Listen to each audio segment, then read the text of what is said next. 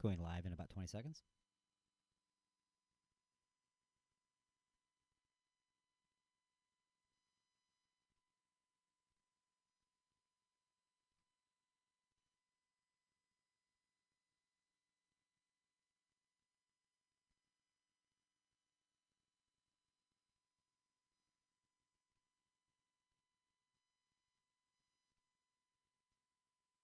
The views and opinions expressed in the following show do not necessarily represent those of this station or its sponsors.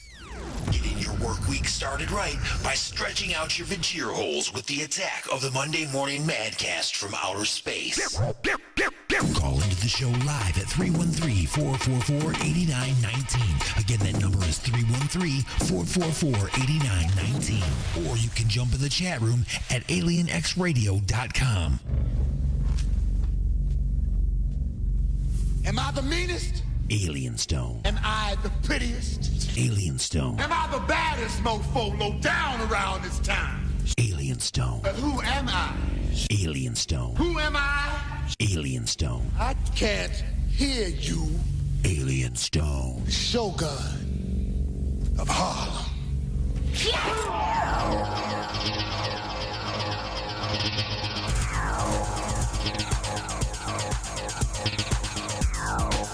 All right, everybody. Good morning and welcome. Thanks for letting me beam you aboard the mothership for another edition of The Attack, the Monday Morning Madcast from outer space.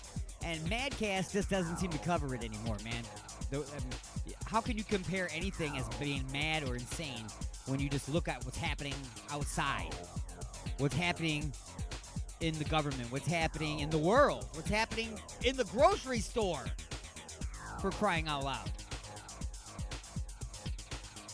But it's the Madcast. So anyway, let's take our mind off. Well, it's going to be impossible to take your mind off of the pandemic. That's not going to be possible. All news stories encompass the same thing because we're all dealing with the same thing right now. So what we're going to do is we're going to make light of certain situations. If you want to call in and talk, that's fine.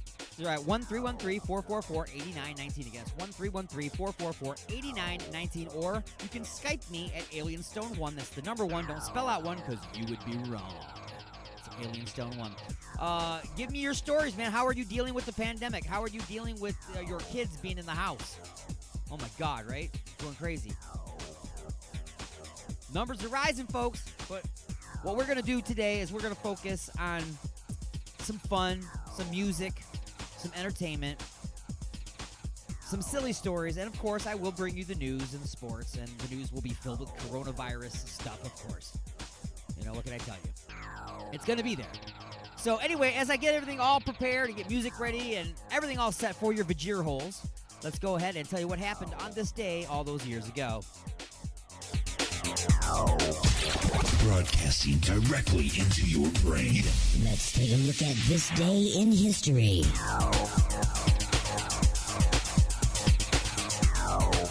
April 6th, 1917. Over there, spread the word over there. The United States enters World War I on the side of the Allies as Congress declares war on Germany. 1909. Explorers Robert E. Peary and Matthew A. Henson lead the first successful expedition to reach the North Pole.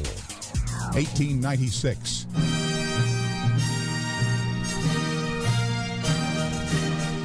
The first modern Olympic Games open in Athens, Greece, land of the ancient games, with athletes from 14 countries.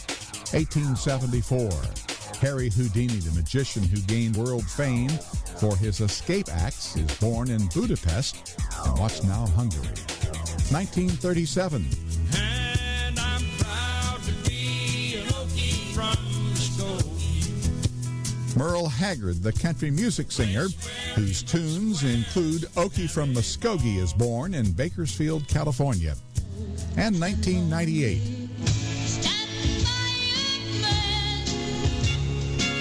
Tammy Wynette, known as the First Lady of country music from the 60s to the 80s, dies in Nashville at age 55. Today in history, April 6th, Ross Simpson, The Associated Press.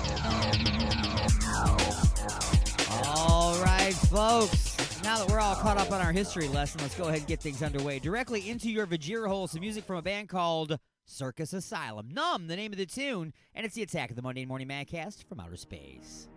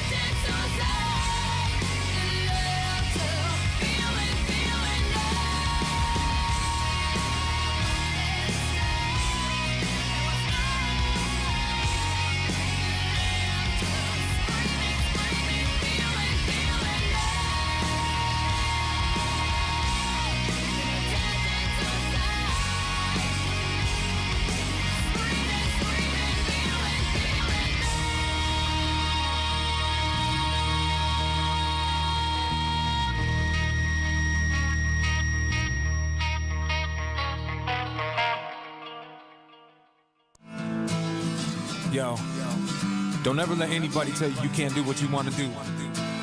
Set your goals, accomplish your dreams. I'm off and running, baby. I am trouble. Let's go.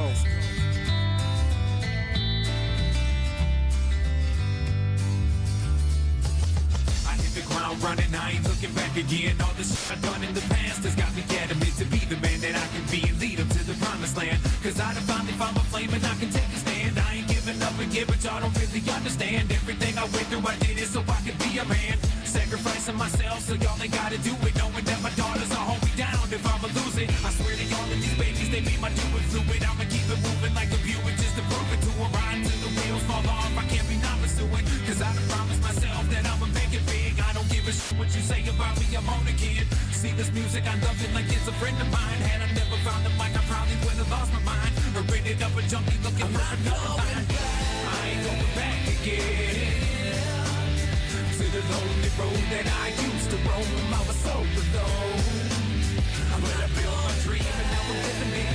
Got my hands in the air and yeah, I'm kicking it.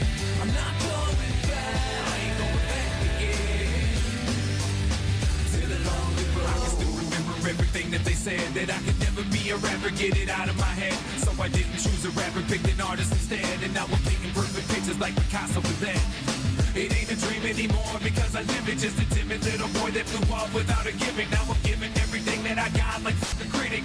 Always kept it real, you can never say that I didn't. Told Sony go to hell, I ain't changing my image. I am the person I am, and got a flow to defend it. And I'll be damned if I sell out, I ain't even bending. So put one in the air and smoke for me. Let me take you on a journey that my eyes can see. And I'ma show you everything that I chose to be. Hard work and dedication is a part of T. So if you're feeling how I'm feeling, come on and sing it with me. I ain't going back again to the lonely road that I used to roam. I was so alone, but I built my dream and now I'm living it. Got my hands in the air and yeah, I'm kicking it. I'm not going back. I ain't going back again to the lonely road.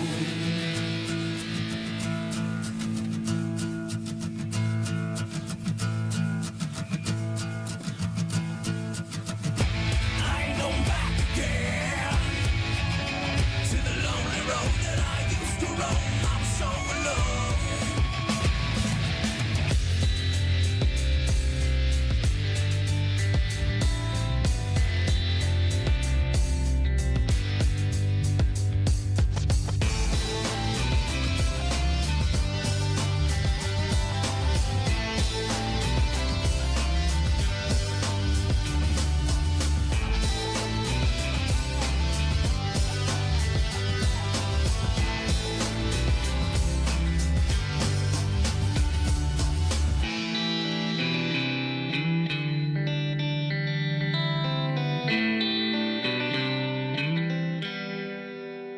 There's blood on the altar and all over my head.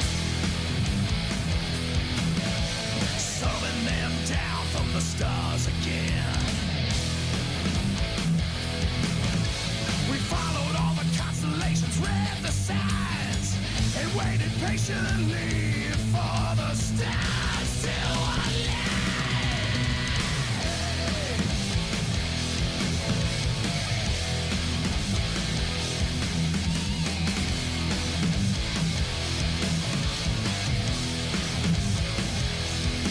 The last sacrifice comes when the moon is full. Scatter the brains of a newborn skull. The drums keep pounding and the voices raise, calling on the gods of a forgotten night. Skyborn terror, looking fair, horrors from the arms drawing near. Hear our call, hear our cries, that it's not dead, which can eternal life.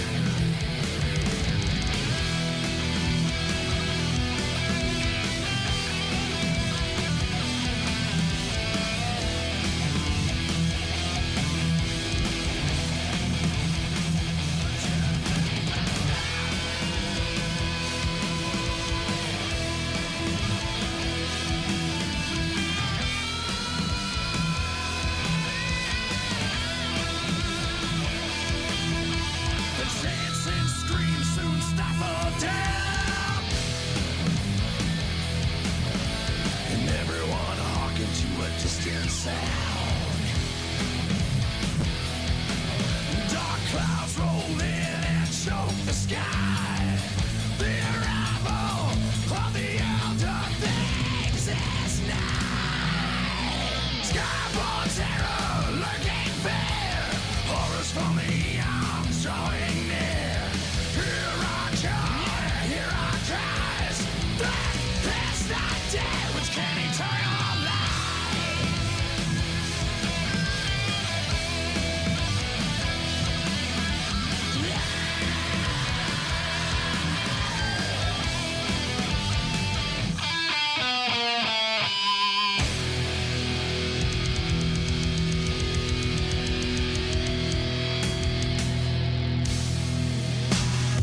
show live at 313-444-8919. Again, that number is 313-444-8919. Best commercials, definitely.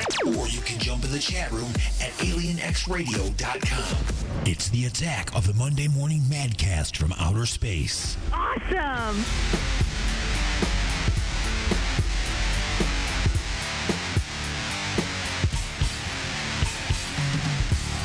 All right, welcome back to The Attack, everybody. The Attack of the Monday Morning Madcast from outer space.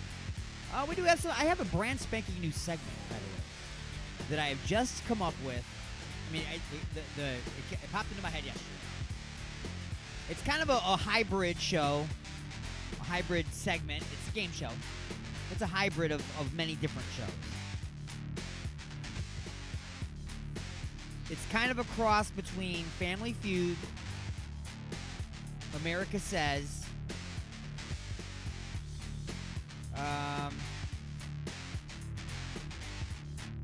Who Wants to Be a Millionaire, and Just a Few Questions. Imagine those four shows being all spliced together. Well, that's what I got coming up. If I can get people to participate. I think I got Mad Martin. We're going to do this in hour number 2, by the way. We're going to play Who Wants to Be a Smartass. That's the name of the show. Who Wants to Be a Smartass? We're going to play that in hour number 2. Mad Martin's going to be the inaugural contestant, the very first person. But he's going to need somebody on the phone lines with him because that's how I got the show set up. You got to have a phone a friend to help you pick up what you drop. Are you intrigued? Are you intrigued? There will be lots of categories to choose from. You'll see. You'll see. Anyway, that is coming up. More music for your vajir holes. We've got news. We've got sports. And we've got this. Let's pull up this little story. Amazing people. Like I said, coronavirus has made its way into every single story. There's nothing we can do about it. Okay, no matter what, it's going to pop up. So, here we go. A drunk woman. I'm not going to get right to the actual headline here. Let's move on to a super classy lady. Okay, a super classy lady from Pennsylvania had a heck of a night last weekend. Police report that a woman was witnessed by an off-duty police officer looking disheveled and injured, so he called for help. Now, one of the responding officers realized that the woman was in fact intoxicated and injured from a fall. So I'm looking at her mugshot. She's got several cuts on her face and stuff. She was completely hammered, wasted. She kept falling and shuffling around and stuff. So she fell on her face a couple times. I know everybody's like, oh, sure, it was the cop doing it. He beat her up. Whatever, dude. She probably fell. Drunk people fall. That's what happened. So anyway, she was placed under arrest due to having multiple warrants also. Okay, so he walked up, hey, are you okay? Do you need a little help? Find out who she was, and she's wanted for all kinds of stuff. Okay, so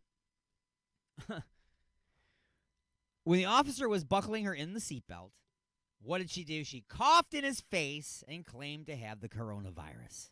She screamed, I hope you have it now too. Multiple times during the arrest, she claimed to have the virus. And then, just to top things off, after she was finally buckled into the back, she peed all over in the back of the squad car. Classy lady. Classy lady. I can't speak to enough how great alcohol is. You know, it's such a substance. It makes people do such wonderful things. Of course, it's right up there with meth, too, you know, and all those ridiculous drugs.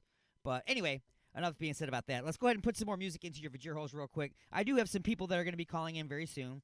I do have some more stories coming up, so don't worry. It's not going to be an all-music show, although I'm playing lots of independent music. If you have some independent music, meaning they're not a nationally signed band, then by all means send it on over to me. You can send it to newmusic@alienxradio.com. Please make sure it's an MP3.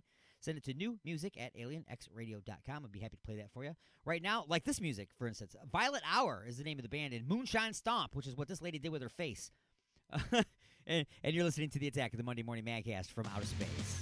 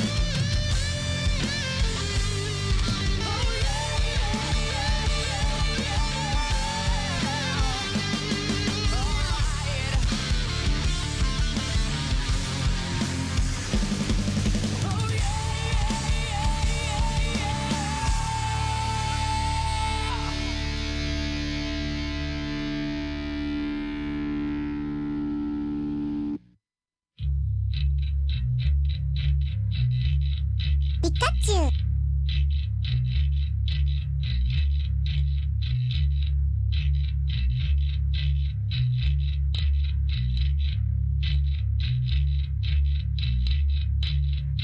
I can feel the empty stacked against the pain. Kill all love that's died. Crucify my sin.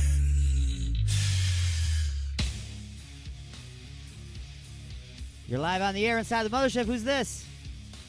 Hey, this is Norm Jolski, your old friend from Travel Time. What up, man? What up, Norm? How's it going? Going crazy. Are you going crazy? How are you holding up being stuck inside? Because you're not an inside person. Oh, I'm not an inside person. I'm a hiking person, biking person, want to go out person. I want to go shopping at flea markets person. This sucks. Yeah, did you like? and then- Didn't you like sometime like one day you like woke up and you were like, you know what? I've got a hankering, and didn't you like go to like the Bahamas or something and sleep on the beach for a year or something? What was that? It was Costa Rica. I woke up one day and said, I want to go to Costa Rica, took out my 401k and flew to Fort Lauderdale, then flew to Costa Rica, was down there for 8 months. That's a heck of an impulse. It was not the best financially decision I've made, but it was amazing. Yeah, nobody else has that experience. That's true. So, hey, It was something else. Hey, on a real note, I just found out that I have lupus. wow. So you definitely need to stay inside. So yeah, I'm definitely staying inside. I'm not going out. I'm not social distancing. Or I'm social distancing. I'm not going around anybody and making sure everyone's staying more than 6 feet away. But the good thing about finding out that you have lupus is finding out that it's not AIDS. Yeah, I mean, yeah. Well, you start losing weight and you're a scrawny guy with a mustache. You got to worry. I start questioning myself. Like, wait a minute, what is this? What did I do last time I was outside? No. Right. What did I touch? Was there a payphone around? I don't know what happened. But yeah, you got to be real careful because, like, if the coronavirus is like Mike Tyson coming to punch you in the face, then lupus is like somebody holding you down while Mike Tyson punches you in the face. Yeah, it's a word. Yeah, they're holding my head against cement. Exactly. And I don't like that. No. That's a bad situation. So yeah, you definitely need to stay inside. Yeah. Yeah, and the worst, on top of that, I just found out my stepdad had passed away. And so I'm supposed to have family coming in, and I'm like, I can't be around you. I can't do anything with you. I have to just be like, good luck. Tell me how his cremation goes.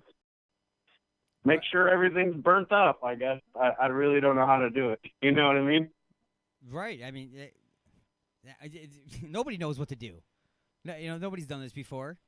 Nobody's gone through this crap before. It's insane. Insane. My brother came into town, and I'm like, how did you even get here? I thought they were blocking off state lines. Like, I heard Kentucky state line was blocked off, New York state line's blocked off. Like, how are you even getting from Kentucky to Michigan? Honestly, I think that one of the biggest problems that we are having, and we had long before this happened, is that a lot of people heard a lot of things, but nobody actually went and found out. Right. You know what I mean? That's true. That's what happens. A lot of people hear a lot of things, but they never bothered to go find out. Okay, well, so-and-so said this. Okay, well, where did so-and-so hear it? Well, so-and-so heard it for so-and-so. Okay, well, the official word is, let's go find that out. Oh, okay, turns out everybody that was saying this is just making stuff up. Or they were worried about it, so then it suddenly translated into something else. It's the purple, what is it, purple monkey dishwasher? The social media effect. What was that? I said it's the social media effect. Yeah. You just post something and it just goes viral and everyone thinks it's the truth. Wasn't it The Simpsons that coined the phrase the purple monkey dishwasher? Was it The Simpsons or I think it was The Simpsons. Yeah. That's exactly it. Somebody says something at one end of the chain, and it's like the school is closing. And then it goes from one ear to the next and the next and the next. And by the end, they go, what did they tell you? It goes, purple monkey dishwasher. Okay, it's changed that much. You know what I'm saying? So, yeah, pretty much Exactly. you can't. Anything that is prepared, packaged, and handed to you, you need to verify. It's so hard to verify right now because there's so much untrue news. There's so much, like, I don't want to coin the, fake news line, but there's so much of it. Yeah. There's a lot of crap out there. It's really, really hard to get through all of it. I mean, that's the big problem, man. Our biggest disease is miscommunication. I think a bigger virus right now, more than the corona, is miscommunication and misinformation. Absolutely. Absolutely. I mean, you got people out there blowing hair dryers up their nose thinking that that's going to cure them, and then they can go out with their baby and their 98-year-old grandfather because, well, I had a hair dryer up my nose, so everything's fine because the internet said that if I put a hair dryer up my nose, that it'll cure the virus. What? I literally just read that a woman and her husband drank fish tank cleaner to get healthy, and one of them died. Yeah, because the stuff that was in it was in the same family as a chemical that is used right now to fight the virus, but it's just in the family of. It's not the same thing. It's so ridiculous. I mean, the stuff that they drank was stuff they pour into lakes to kill the algae. Okay, think about how powerful it's got to be to kill algae in a lake. Yeah. Okay, you're drinking. That's the world we're living in now. Yeah. We are living in an end of time. Like, we need to figure some shit out. This is not going well. FM stations. Oh, we need to figure some stuff out. There you go. That's better. Things are not going well. Yeah, it is not going well at all. And speaking of not going well, I actually have to take a short break here to do the news so we can see how unwell things are actually going. Can you believe that? All right. It was great talking to you. I will call in next Monday. We'll chat again. I'll have some more stuff for you. But you be safe. Wash your hands. Wash your butt. Absolutely. And stay safe, my friend. Absolutely. You don't, not even necessarily in that order. You can wash your butt first and then wash your hands. I'm just saying. Either direction. Just wash. All right. Well, thanks for calling in. There is 2 more hours left of the show. If you feel the hankering again, then go ahead and put your finger to the phone. Sounds good.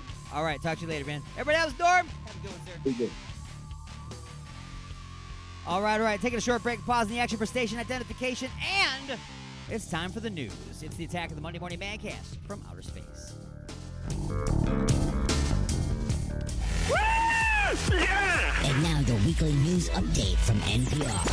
Broadcasting directly into your brain. I've always listened to it. Live from NPR News in Washington, I'm Corba Coleman. President Trump sought to deliver an optimistic message on Sunday, claiming that Americans are starting to see the light at the end of the tunnel. But NPR's Franco Ordonez reports the message from his public health experts is very different. President Trump expressed hope that the United States was seeing a leveling off of coronavirus cases in a hot spot, even while some of his top health officials warned the next 2 weeks ahead would rival some of America's most trying times in modern history. We see light at the end of the tunnel. Things are happening. Things are happening. We're starting to see light at the end of the tunnel. Earlier, Surgeon General Jerome Adams said on Fox News Sunday that Americans should be ready for a tragedy comparable to the September 11th terrorist attacks and the bombing of Pearl Harbor. The administration estimates as many as 240,000 people in the United States could die from the virus. Franco Ordonez, NPR News. The number of coronavirus infections in the United States climbed over the weekend to 337,000, according to Johns Hopkins University researchers. So of the deaths, more than 9,600 people have died here of COVID-19. About a third of those deaths are in New York City alone. British Prime Minister Boris Johnson remains in the hospital this morning after being admitted last night for tests. As NPR's Frank Langfitt reports, Johnson has suffered from a persistent fever and cough after testing positive for the virus late last month. The number 10 Downing Street said the admission was precautionary and that Johnson, 55, remains in charge of the government. With Johnson laid up, though, Foreign Secretary Dominic Raab is chairing the government's COVID-19 meeting today. Meanwhile, the Queen gave a rare speech last night designed to reassure the nation. We should take comfort that while we may have more still to endure, better days will return. We will be with our friends again. We will be with our families again. We will meet again. We'll meet again. Don't know where. That last line, a reference to a famous World War II song. Frank Langfitt, NPR News. Officials at the Bronx Zoo in New York say that a 4-year-old Malayan tiger has been infected with the coronavirus. Dr. Paul Caleb is the Bronx Zoo's chief veterinarian. He says the 4-year-old female likely got it from a zoo caretaker. We were surprised, of course, because this is the first time a person has naturally infected an animal and an animal has gotten sick. 6 other big cats at the Bronx Zoo have also got dry coughs, but officials say they're all expected to recover. They say the virus test performed on the tiger is not the same test that is used for people, and it was done in a veterinary school laboratory. You're listening to NPR News. It's starting to get warm outside. Pretty soon my balls are going to stick to my leg. I got to get me some Freedom. Freedom Heating and Cooling. They specialize in light commercial and residential service and installation. They even do hot water tanks. Freedom Heating and Cooling. Just check out this deal. Complete installation of the iWave R air purifier for only $600. It kills mold, bacteria, and viruses while reducing odors and allergens. Contact Eric at 313-920-2325. Again, that's Eric at 313-920-2325. Or get a hold of Dave at 248-345-8196. Again, that's Dave at 248-345-8196. Look for him on Facebook at Freedom Heat Cool. Call today for a free estimate. Freedom Heating and Cooling.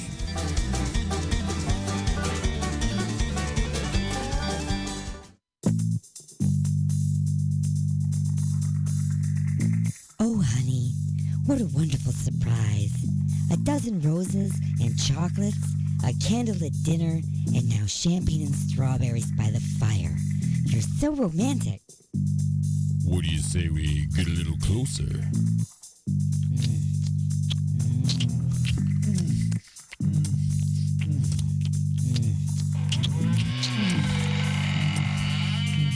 Igor? That's right, Igor here with the final ingredient for love. Igor's lube? Nothing gets things moving and grooving like my lube, and it prevents chafing. Thanks, Igor. And don't forget, Igor's lube now comes in cherry, mint, and salmon flavor. Igor's Lube. Get some today and get some tomorrow.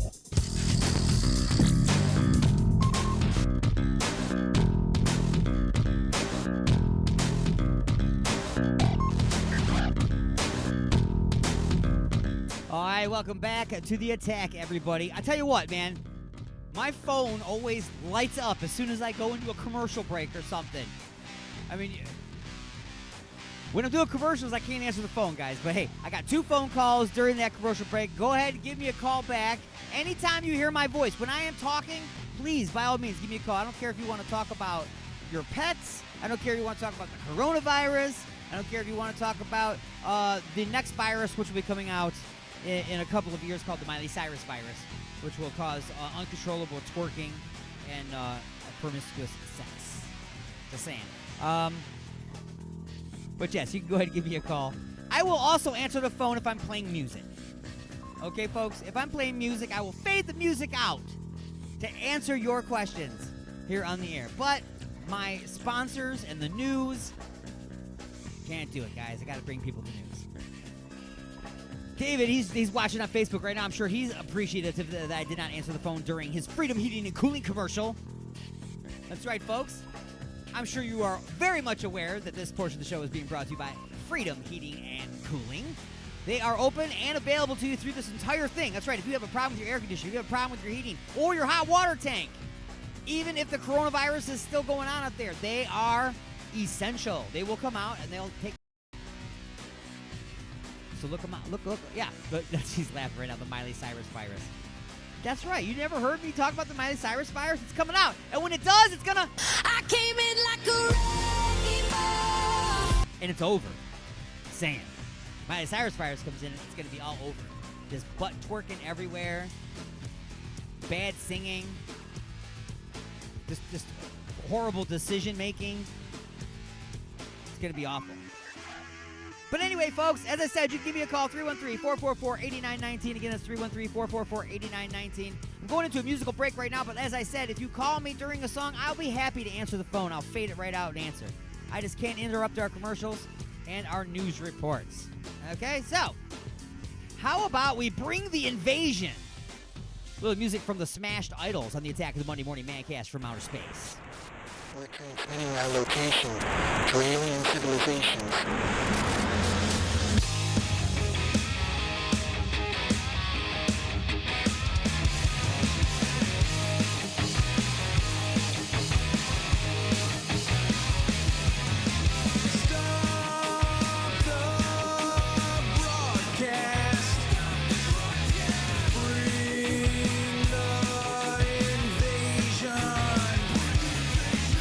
Radio, TV, radar.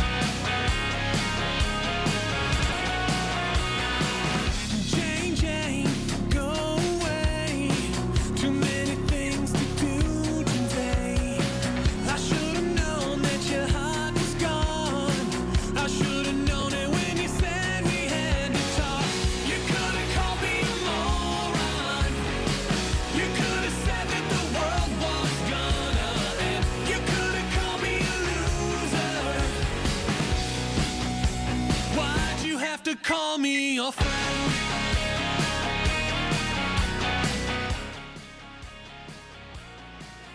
All right, you're live on the air inside the mothership for the attack. Who's this? It's Chris Gary from Galveston County, Texas, representing UGXL in the Sports Lounge. Sweet, man. We from all over the place, man. How you doing today? I'm doing all right. I just wanted to try and check and listen to the station. I just wanted to try and listen to the station, trying to at least feel some type of vibes during this COVID pandemic. But I turned on the station, one moment, and I was listening for a second to some NPR stuff. Oh, yeah. I did do news at the bottom of the hour and in the middle of the hour. I do NPR. I do AP News. I also cover with Fox News. So I cover all the gamuts of the news. And then we come back in and talk about how they're all lying. Understood. I try my best to avoid all those major news sites because it seems like, especially with Fox News, they just provide propaganda. Well, there's every single one of them. They provide true news, and they also provide news with a spin. Every single one of them. Every single solitary one of them. That's why I do both sides. I know one of them is spinning one direction, one of them spinning the other direction, so I play both of them, and then you sift through the mess and decide which one is correct. And then you can go and research and get your actual information yourself, as I was talking to Norm about earlier. If something's handed to you, you need to now go verify it yourself because everything has got a spin on it. Right. Kind of like certain local newscasts. All newscasts. Every single one of them. Just follow the money. Whoever's paying the bills. If you notice that the news is all geared to pretty much support and direct people the way that the person who's paying all their bills wants them to. Right, of course. Sure. Otherwise, if they don't do that, they'll be forced out of a job, or if the entire station is doing it, they'll be reformatted. Right. See, this is the problem we have. That's why I got into internet radio, because internet radio, I control my show. I can do what I want to do. Nobody's going to tell me I have to do something or I can't do something. That's why I did my own show. I got my own station and my own show for that reason. Understood, and that's basically... it's like when it comes down to online radio, you don't have to worry about getting reformatted. You don't have to worry about, losing your job in the middle of a broadcast like some sports guys in Chicago did at one point in time. Sure. Here in Detroit, we got a major radio station just lost one of our guys. I want to try and get back into doing this Sports Lounge podcast myself, but, I'm too timid and chicken shit just to get my partner on the line. You're afraid to do a podcast? Well, actually, I'm not afraid to do a podcast. I got recorded material that I need to edit, but it's like live podcast is like my Achilles heel. See, when I first started, I was doing the exact same thing. I would pre-record a 2-hour show. I would cut things up and edit it and make it sound exactly perfect. But when you listen back to it, that's exactly what it sounds like. It sounds like a pre-produced. It doesn't sound legitimate or natural. It sounds very overproduced. Then I try to do one live, and yes, it's sloppier. Yeah, there's a little mistakes, and you say a lot and stuff, but it sounds more legitimate and real. And once I did live, I never wanted to go back and do pre-recorded ever again. Understood, because you get a different type of feeling when you're doing it live instead of doing instead of doing it through a podcast.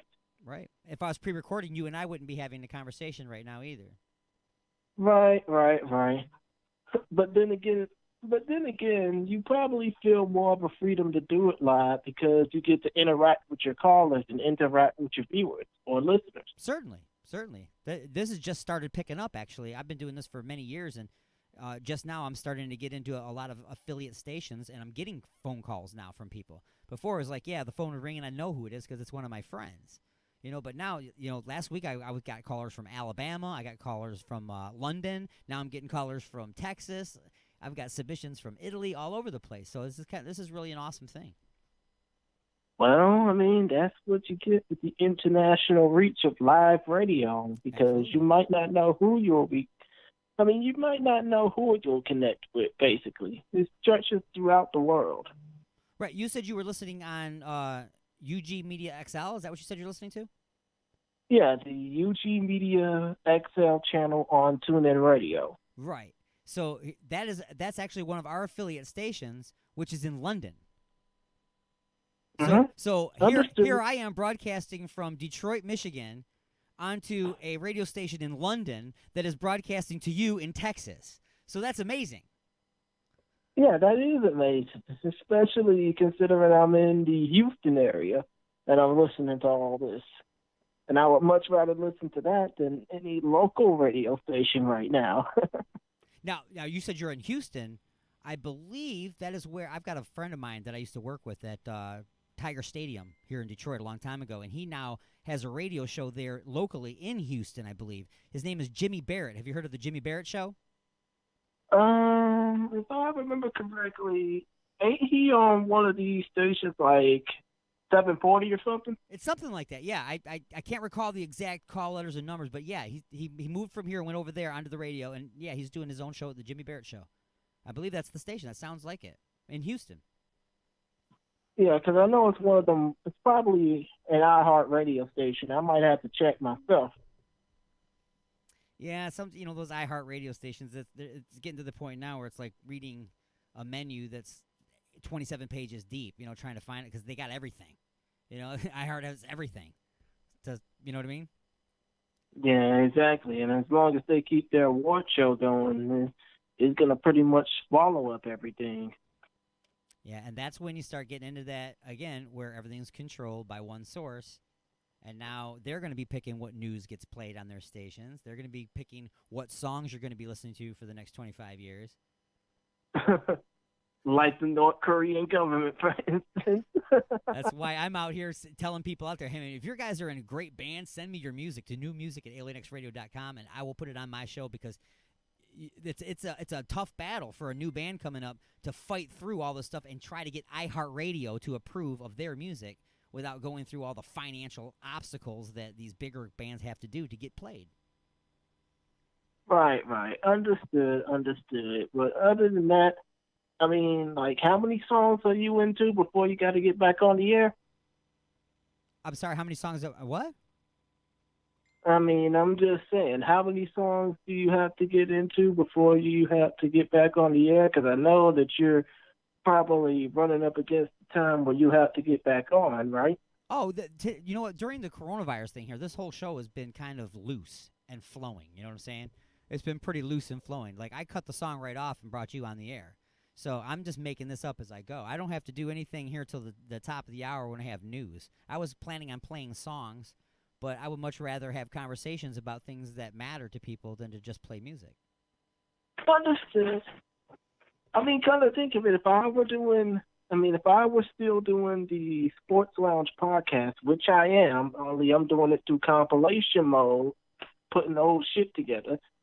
But if I were still doing the Sports Lounge podcast live, I would basically be doing the same thing. Well, except the music part. That would have to be controlled through London. Yeah. That's yeah. I went and got my own. I have my own phone lines here. So when I'm on 20 different radio stations. So if I had to try to coordinate with the call-in lines and stuff for all these different stations and all their different chat rooms and all that would be way too much. So I had to set up all my own stuff, and people have to call me direct. You know what I mean? Understood. I get what you mean. Yeah. All right. Well, real quick, man, what have you been doing to keep yourself from going crazy on lockdown? Well, I've just been, watching old boxing fights, watching old anime. I mean, basically just relaxing and not getting too, into panic mode. If so, I basically have to use an inhaler in order to calm my ass down. Oh, so you got some asthma going there? Yeah, I'm asthmatic, dude. Yeah, so you definitely need to be extra cautious and stay home. Yep. I mean, come to think of it, I don't really get out much. The only time I've really been out this year was to go to the Royal Rumble event down at Minute Maid Park. But other than that, I've been keeping very cautious, staying to myself, so to speak. Yeah, that's maybe you heard a little while ago. My friend called, and he just found out he's been diagnosed with lupus. Oh, yeah. So he better totally sucks, man. Yeah, he better wrap his house in plastic and stay inside. Yeah, he better, wrap himself in a bubble. Yeah. Be like Bubble Boy, wrap himself in quarantine. Exactly. Wow. All right, well, take care of yourself. Be safe out there in Texas. And keep on listening. If you got any questions or anything else, then by all means, give me a call back anytime. Okay, I'll be sure to do that, and I'll be sure to, put over UG Media, and especially when either one of our shows are on, I'll definitely do that. Sweet. And say hi to Mad Martin for me over there, too, at the UG Media. Okay, I'll be sure to do that, dude. All right, thanks. All right, have a good one. Bye. Later. All right. Let's go ahead and finish that tune from Michael and Jane on the Attack of the Monday Morning Madcast from Outer Space. Why'd you have to call me friends and lovers? And I am not sweet. They say that only enemies. I can't get it right and make it right. Change receptions overnight. Get into a happy place. Smile and make a friendly face. I couldn't make this thing work in the end. So what the hell makes you think I can be your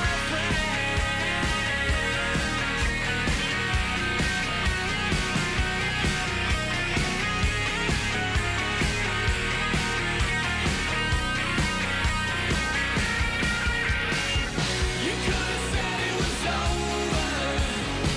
You could have said that you won't see me again. You could have called me alone like Jane.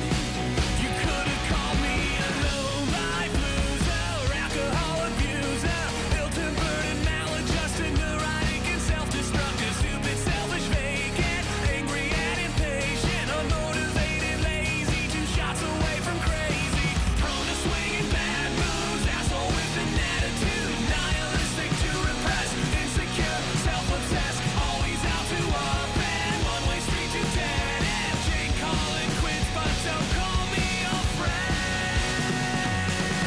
Friends and lovers, they lie endlessly. They say that only enemies. Tell the truth, they say friends and lovers, they lie endlessly. They say that only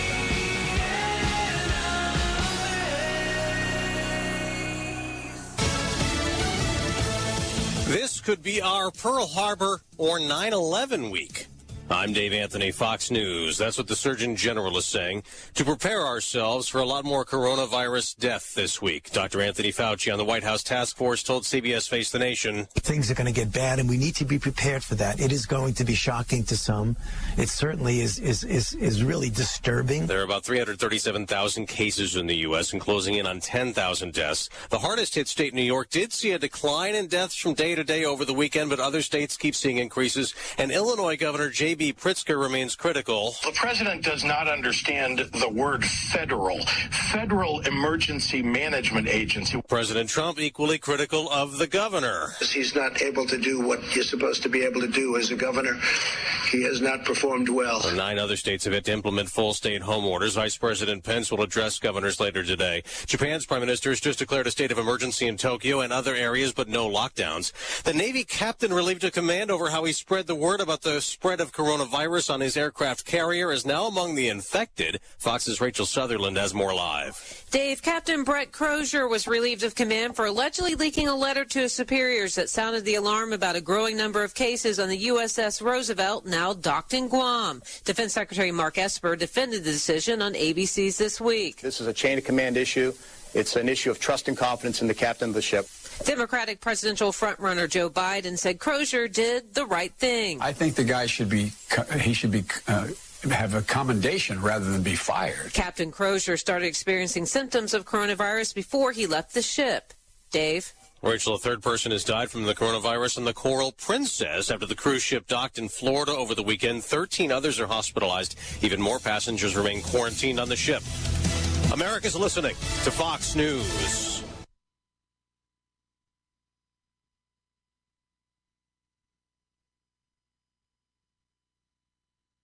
Trial of a South Florida man accused of killing his girlfriend continued today, and so far no ruling on if he'll be able to show his penis to the jury like he requested. For more on the story, let's get to Local 10's Carlos Suarez. He's been following this from Fort Lauderdale. Carlos.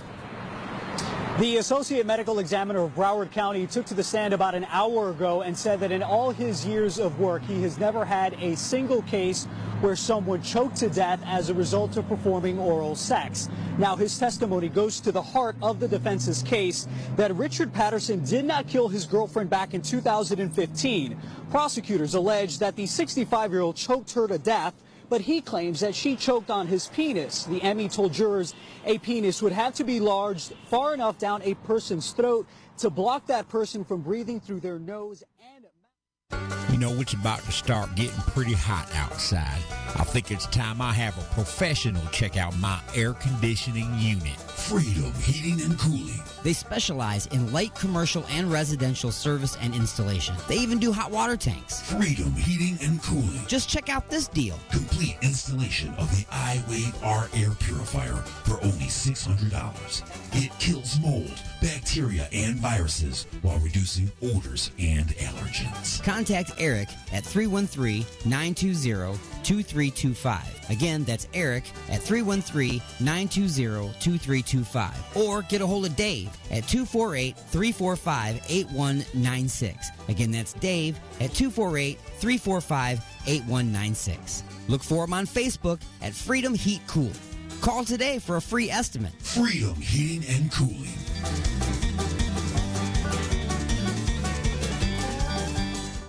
The views and opinions expressed in the following show do not necessarily represent those of this station or its sponsors. Resistance is futile, but you can struggle if you like. It's the attack of the Monday Morning Madcast from outer space. You got something to say? Say it, bucko. Call into the show live at 313-444-8919. Again, that number is 313-444-8919. Am I the meanest? Alien Stone. Am I the prettiest? Alien Stone. Am I the baddest mofo low down around this town? Alien Stone. But who am I? Alien Stone. Who am I? Alien Stone. I can't hear you. Alien Stone. Shogun of Harlem.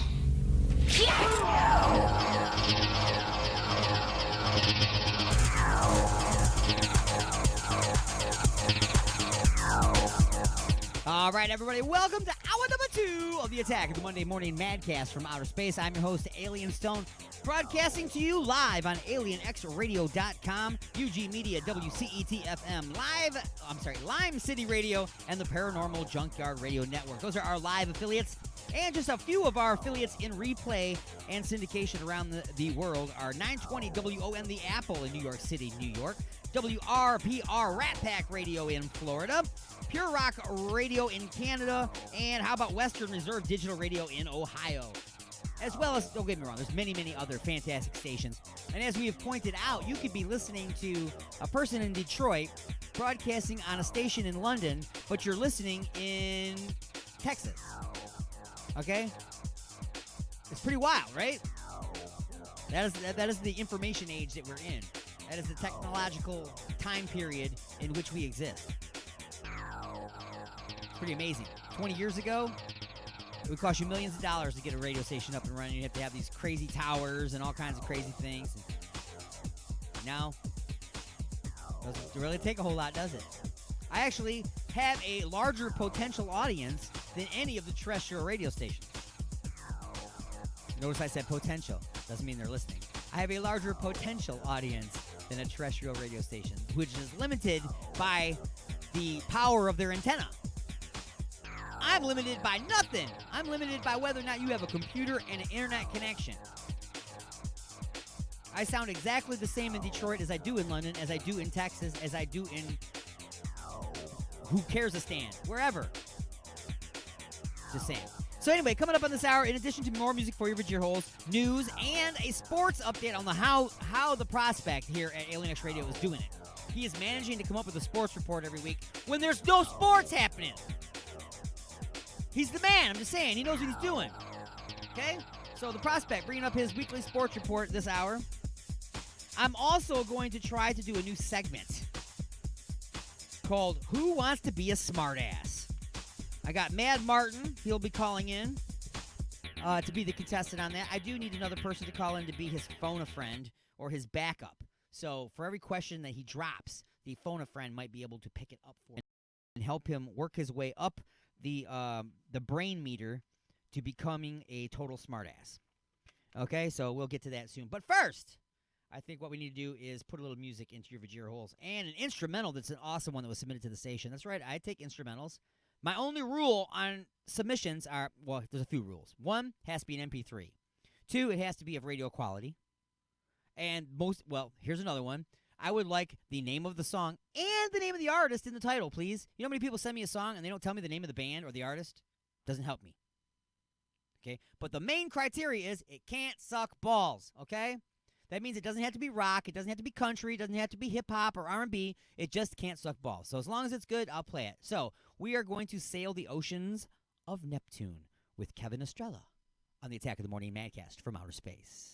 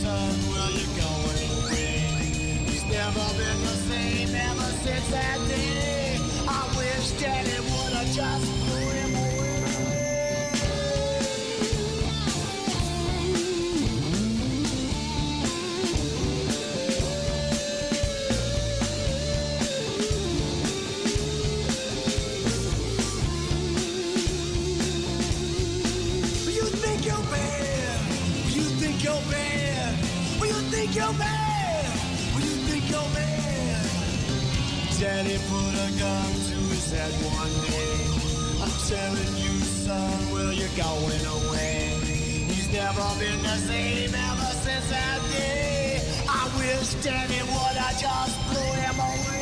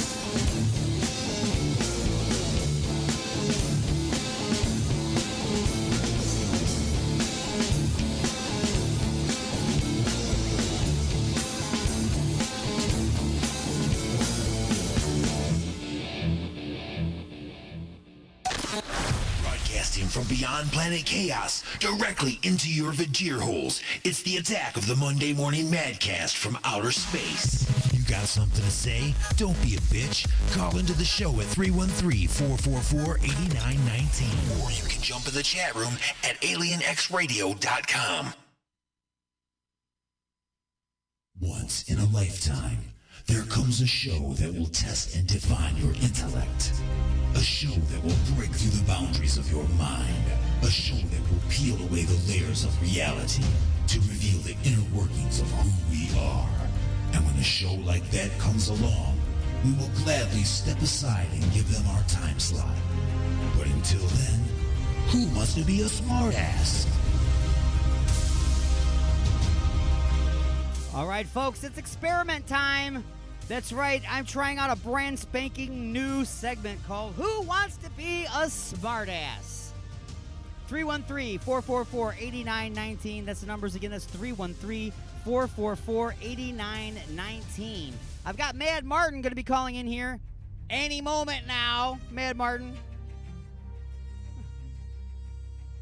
I don't know if he knows he's supposed to call. Mad Martin's supposed to be calling now.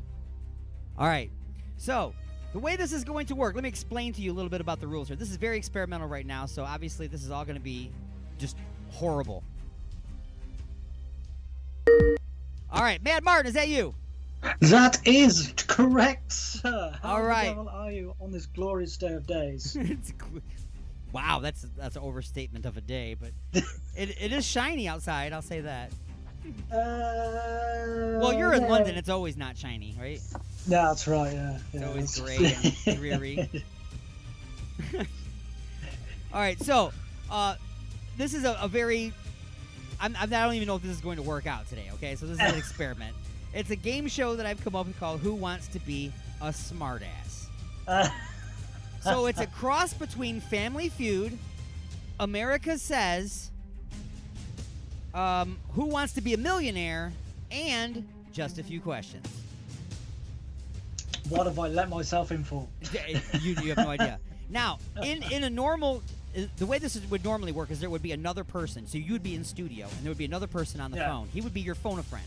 Now, the phone-a-friend would stay on hold, and they would be listening, but they wouldn't be allowed to answer any questions. You are going to answer as many... You're going to throw out as many answers to the question as you possibly can in an allotted amount of time. Okay? I have 5 top answers that are my answers. If you hit 4 of them but miss one, you drop an answer. We will go to your phone-a-friend, and he will be allowed to give one single answer. And if he meets that one, then you get those points. Okay? Fair dues, fair dues. There'll be a few more twists and turns as we go. Okay? So just be prepared for that. Why am I not surprised? So, are you ready to play? Born ready. Who wants? Born ready. Born ready.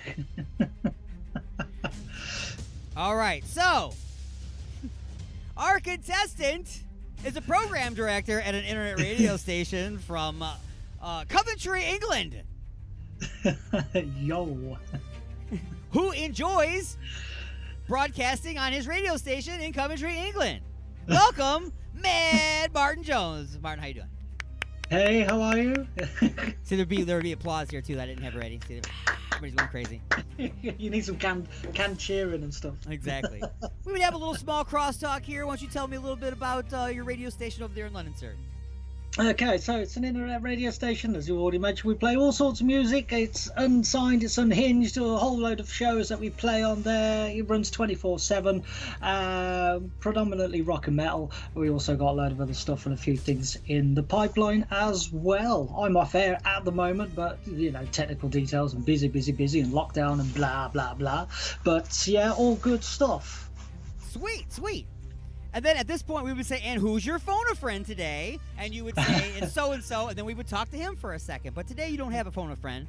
So I have no friends.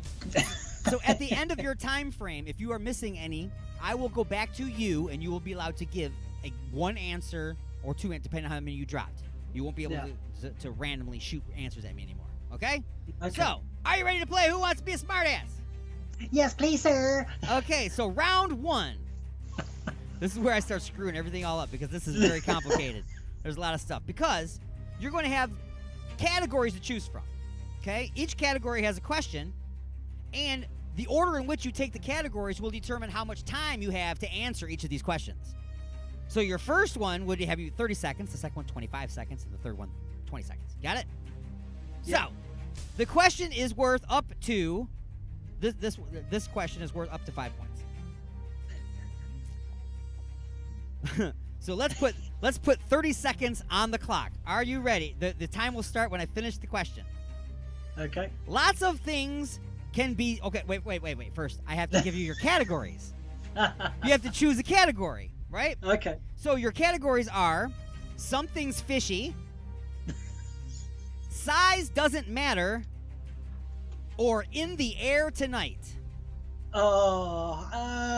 Something fishy. Something fishy will be your first category. This one is worth up to 5 points. Let's put 30 seconds on the clock. Lots of things can be smelly, but a fishy smell is special. You have 30 seconds to name as many things that smell fishy. And go. Salmon flavor Eagles lube, trapped tuna. That's all I got. You gotta keep going. You got 22 more seconds. Things that smell fishy. Anything that smells fishy. Think about it. Yeah, anything apart from fish, I suppose. Fish, you got one. Yeah, I got Eagles, salmon flavor Eagles lube. That's not on the list, but keep going. Oh, you're out of time. You're out of time. So you dropped 4 balls on that one because there's 5 possible answers for each of these. Okay, so now this is the point we would go to your phone a friend. He would be allowed to give me 4 answers only. He can't give me random answers like you were able to. So if you want to play the part of your phone a friend, you got to give me 4 individual answers to try to get him off this list. Anything that smells fishy, and go. Oh, Struth.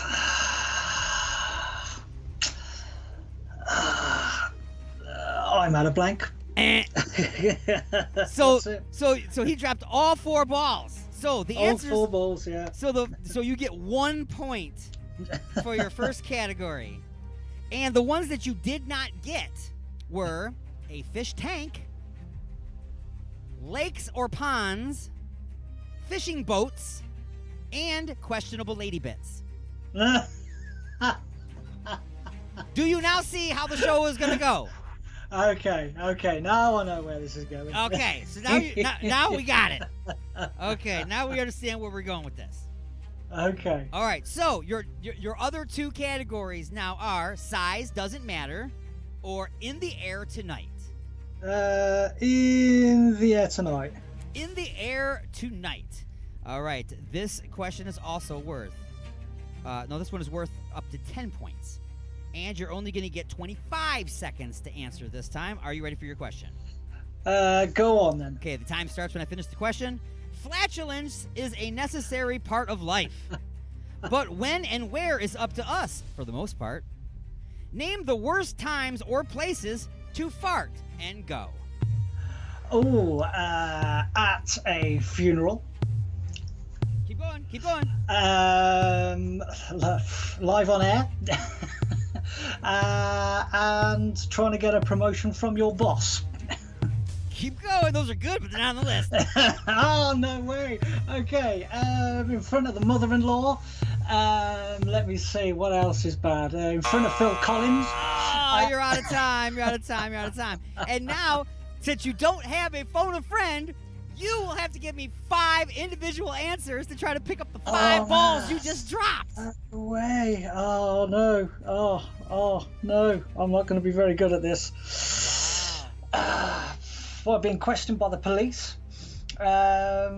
Individual answers. No, my mind has gone blank. All right. I'm going to give you... You got 1... You got no points on that one. You got 0 points. Yeah, go me. The answers that were blaringly obvious that you didn't come up with was in a crowded elevator, at church, during sex, in a tent, or during an anal bleaching or other proctal procedure. Oh dear. Oh. So you got 1 whole point so far, which leaves us with round 1's final category. Size doesn't matter. This question will be worth up to 15 points, and you will only have 20 seconds on the clock to answer. Are you ready to answer this question, sir? Yeah, go on then. All right. With so many units of measurement all over the world, we have developed these non-official, not so accurate units of measurement. So these are not official units of measurement, but they're something people say when they're referring to a size. And go. Ooh, okay. How long's a piece of string? In between here and there. I'm trying to think. It's on the tip of my tongue. Units of measurement. Yeah. What if someone was cooking? Oh, you're out of time. That was 20 seconds. So you dropped 5 balls. So your phone a friend is you, schizophrenic Martin. 5 answers real quick. Oh man, this is crazy. Let me give you a hint. If you were cooking something, you would add blank of salt.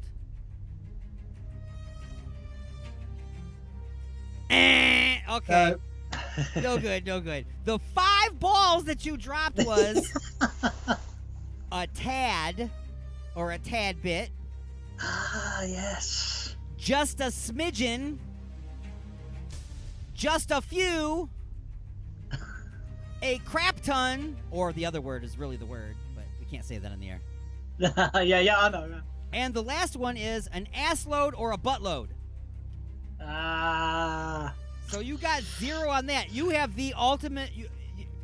Even though you are the first contestant, you also hold the record of having the worst score after round 1. Always raising the bar, Keith. Always raising the bar. Okay, so that was horrible. I'm just saying. Now, we would probably normally go into a commercial break at this point and then come back with the second half. But I'm not going to do that. I'm just going to go right on into it. Okay? So we're going to go into round 2. Are you ready for round 2? Yep. That's it. Stick me on full boil. Let's go. Okay. If we came back from commercial, it'd be like, welcome back to Who Wants to Be a Smartass. Mad Martin has 1 whole point from round 1. Let's talk to him about how he is not a smartass. And now we're moving on with round number 2. This round is worth up to 70 points total for the whole round. So let's put Martin's phone a friend on hold. Click. There he is. And your categories for this round are Deep Doo-Doo, The Sound of the Night, Not in My Mouth, and You Should But Better Not. Oh, you should but better not. You should but better not will be your first category for round number 2. This question is worth up to 10 points, and you will be given 25 seconds in which to answer this question. Are you ready, sir? Yeah, okay. Okay. People can be in embarrassing situations and not even know it. When should you say something, but it's safer not to? And go. Being arrested, being in a toilet cubicle, in front of your mother, in front of your boss, in front of your children. Oh, I'm going to stop you right there. I'm going to start this question over again. I don't think you fully understood the question, so I'm going to say it again. Oh, okay. Okay. What situation would somebody be in that's embarrassing them that they don't know, that you might feel that you should tell them about, but you think that if you do, you're going to get slammed for it? So it's safer not to tell them, even though they're going to be walking off in an embarrassing situation that they're unaware of. Get what I'm saying now? There's lots of thought gone into this. Okay, so here we go. Once again, 25 seconds on the clock. Oh, man. And go. In the fire straight away. A situation. Struth. Where you're embarrassed, but you don't even know it. But somebody comes up and tells you, and then you're mad at them for telling you. No. absolute complete blank. I'm useless at this. Wow. I'm not a very good contestant. Wow. See, you really need a phone a friend because your phone a friend would be picking up all these balls, but you're the phone a friend. That's not helping. So the balls, all 5 that you dropped. I can't believe you've never thought of any of these. This is amazing to me that you've never thought of these. Somebody came out of the bathroom and toilet paper's hanging out of the back of their pants. They have no idea, so they're embarrassed, but they have no idea. But if you go up and tell them, then they're always like, why are you looking at my ass? See what I'm saying? So they're an embarrassing situation. You should tell them, but it's safer not to. See what I'm saying? Right, okay. Next one, someone has food on their face or food in their teeth. Their clothes are see-through. Your significant other is putting on weight. That would get you killed, so you don't want to do that. And the last one is someone stinks. You can't tell somebody, hey, you know what, you smell like, I don't know, like you humped a football team and ran around the block. I'm just saying you stink. Okay, you can't do that. You can't even be nice about it and say, I think you have an odoriferous emanation. That doesn't work either. See what I'm saying? I got you. So, now you've got 3 categories left. Deep doo-doo, the sounds of the night, or not in my mouth. Not in my mouth. Not in my mouth. This question is worth up to 15 points. And we are going to put 20 seconds on the clock. Time starts when I finish reading the question. Kids are among the fussiest eaters on the planet. What are some of the things kids try to avoid eating? And go. Is this just singular items, singular things? Yep. Okay, vegetables. That's not a thing. That's a whole group of things. No, oh, right, okay. Brussels sprouts. Yes. Cauliflower. Things to avoid. I'm gonna give you 10 more seconds because of the vegetable thing. Ready? And 10 seconds, go. Okay.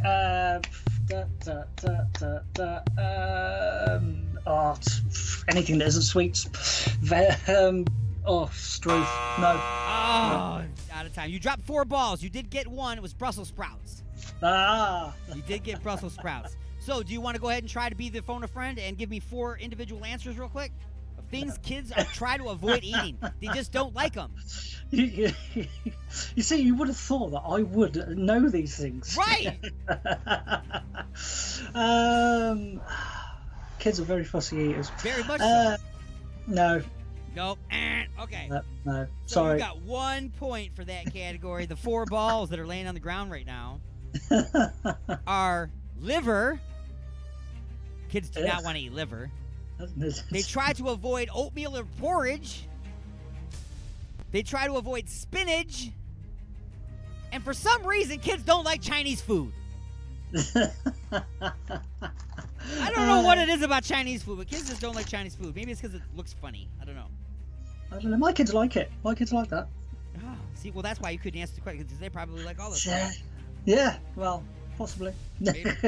So, your remaining 2 categories are deep doo-doo and the sounds of the night. Oh, the sounds of the night. The Let's go with sounds of the night.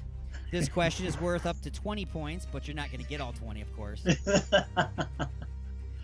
Let's put 15 seconds. On the grounds that I'm lame.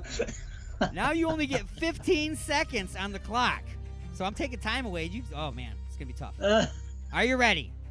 Okay. Time starts when I finish reading the question. When trying to fall asleep at night, there are sounds that can keep us awake. What sounds keep us from falling asleep? And go. Or a ticking clock, traffic, or a noisy truck, next door neighbors, some of the TV loud, someone else throwing a party, police sirens. Or All right, you're out of time. You grabbed 2 balls that time. Yay! Yeah, you grabbed 2 balls that time. You got a ticking clock, and you kind of hit the same one with 2 of them, which was the neighbors and a party. So that was what I had. There was a party. So you got 2 of them. So do you want to go ahead and try to give me 3 quick answers as your phone a friend? No, I think it's pretty much done, I think. All right, the you did not get was Whispers of the Undead. And Well, you see, you're asking the wrong person. That could be quite soothing. and the number one answer is your dog licking his balls.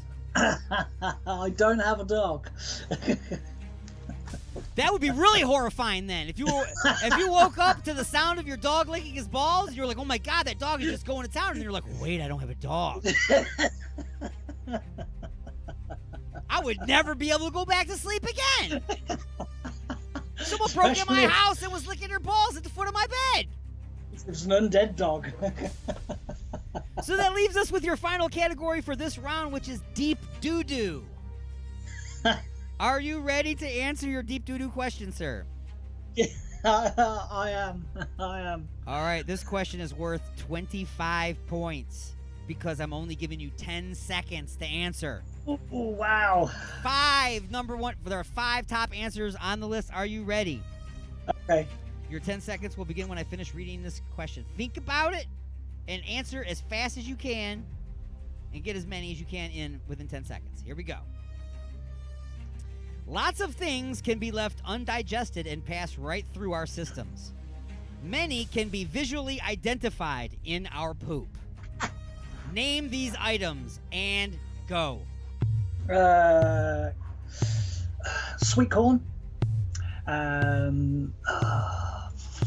Any form of grain, really. Out of time. You got 2 balls again. You got corn, and for grain, I went to the judges and they accepted it. The answer was seeds, so I'm gonna go with the grain. Close enough. Okay. The balls that you dropped was nuts. That's funny. You dropped balls, but they were nuts. So you dropped nuts. These nuts. Lettuce. Lettuce tends to show up in there. Oh, okay. And I didn't know. Baggies of drugs. There's always going to be one freaky answer in there somewhere that's going to make you think outside the box. Okay. All right. Personal experience, I wouldn't know that. So you got 2 points for that round. So 2, 4, 5. So you got a whole whopping 6 points out of 100 so far. Yay! Now that you've got 6 points, we would go to like another short break or like a musical thing, and then we would come back with this. We'd say, "Welcome back to Who Wants to Be a Smartass?" Mad Martin has a whole 6 points from his first and second round. We would have a little small talk with you and your phone buddy, but that would be very weird right now. So now it is time to put your points where your mouth is. You have 6 points and now must put them on the line in the verbal diarrhea round. Are you ready for the verbal diarrhea round, sir? Yeah. All right, let me explain to you how the verbal diarrhea round works, okay? You will select one final category and will be asked to talk about it. For every one of Alien Stone's top 5 answers you mention, you will get 10 points. But for every one you are missing at the end of your time, you will lose 10 points. You can take your score and title at that point, or if you're not yet a total smartass, you can go all or nothing, asking your phone a friend if they can fill in your missing answers. If they can, you will be awarded the full 100 points and the title of total smartass. If your phone a friend misses any of them, you will lose all of your points and receive the title of dumbass. I'm going to put 20 seconds on the clock for this, and your 3 categories, you get to choose from one of these. There will be 5 words that you have to mention when you are talking about this item. Your 3 categories are, to choose from, hot dogs, snakes, or truck stops. What do you think you know most about? What do you think you're going to be able to hit most of the words on? Hot dogs, snakes, or truck stops? I'm going to go with snakes. You're going to go with snakes. All right, Mad Martin is betting a whole whopping 6 points. So, sir, here we go. I'm going to put 20 seconds on the clock. You are going to tell me as much as you can about snakes. There are 5 words I have down here about snakes. If you hit these words, you will get 10 points for each of these. We'll give you an extra 50 points. You have a whole 56 points at the end of this, if you get all of them. Okay. Are you ready? Okay. Here goes your 20 seconds, and go. Okay, so snakes can be categorized into actual snakes or people, because people can be snakes in themselves. There are very different varieties of snakes. They can be venomous, they can be constrictors, they come in all the different lengths and sizes. They can be, let's say for argument's sake, a black mamba with loads of venom, which is injected You're out of through their time. You're fat. out of time. You're out of time. You got 2 balls out of the 5. You said constrictor, which I have squeeze, so I'm accepting that. You said many different sizes. I have long. There are 3 balls remaining, so now I'm going to need you to be your phone-a-friend, because as of right now, you are in the negative, my friend. If your phone-a-friend can name all 3 of the missing things here, you will be awarded the 100 points and become a smartass. Otherwise, you are destined to be a dumbass. Okay. Are you ready? And these are just individual things to do with snakes, is it? It's each one of these is a 1-word thing. It could Okay. describe a snake. It could be about a snake. Okay. 3 things. Go. Okay, forked tongue, venom, fang. That's 3. And Okay. I'm going to accept fang as bites. Okay. But you missed the other 2, which was skinny and slithers. Ah. So, sir, you have lost everything. Yay! And the inaugural episode of Who Wants to Be a Smartass has produced its first dumbass.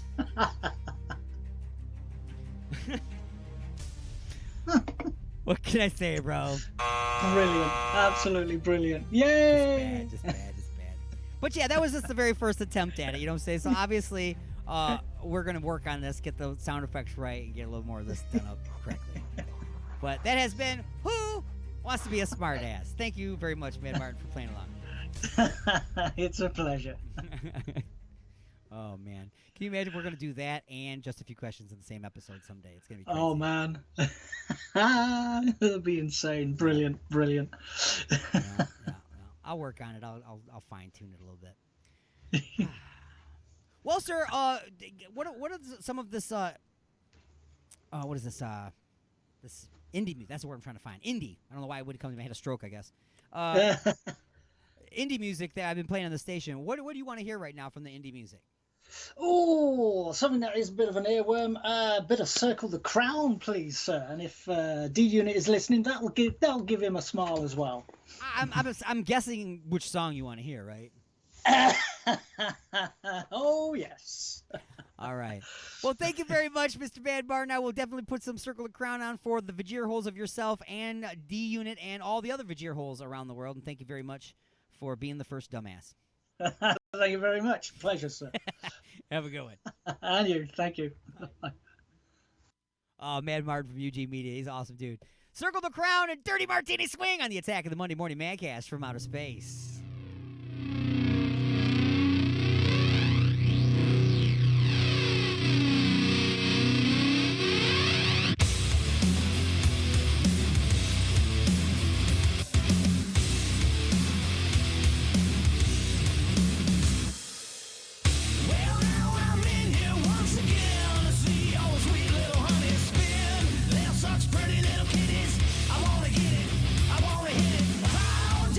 Between her knees and then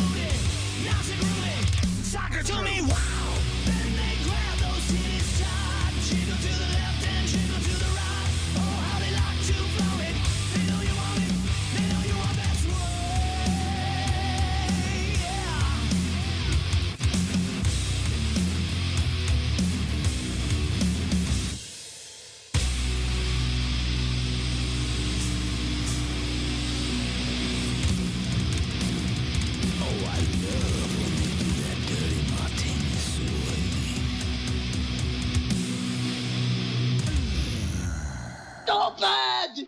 You're so stupid!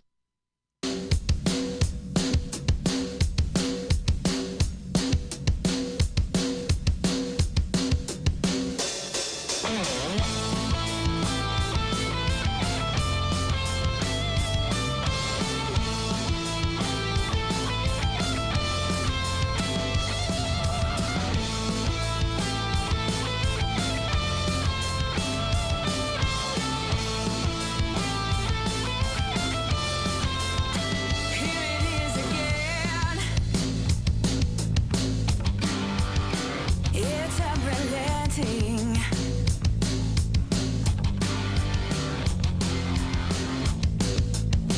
It comes in slow like a drift on a stream. Pulls me under in reckoning. The long shadows bring me down on my knees. Drowning in sunny tragedies. But it's impressed on my soul to resist. I'm not going on like this, yeah.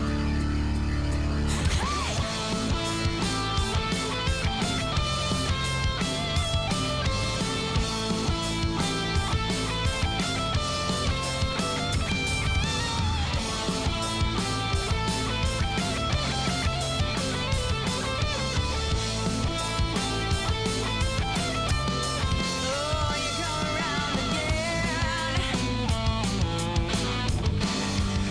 And this time I'm ready. Yeah. I'm running hard for the break of the dawn. Take your shot. You can't catch me. I'm gone. Yeah. The long shadows bring me down on my knees. Drowning in sunny tragedies. But it's impressed on my soul to resist. I'm not going out like this,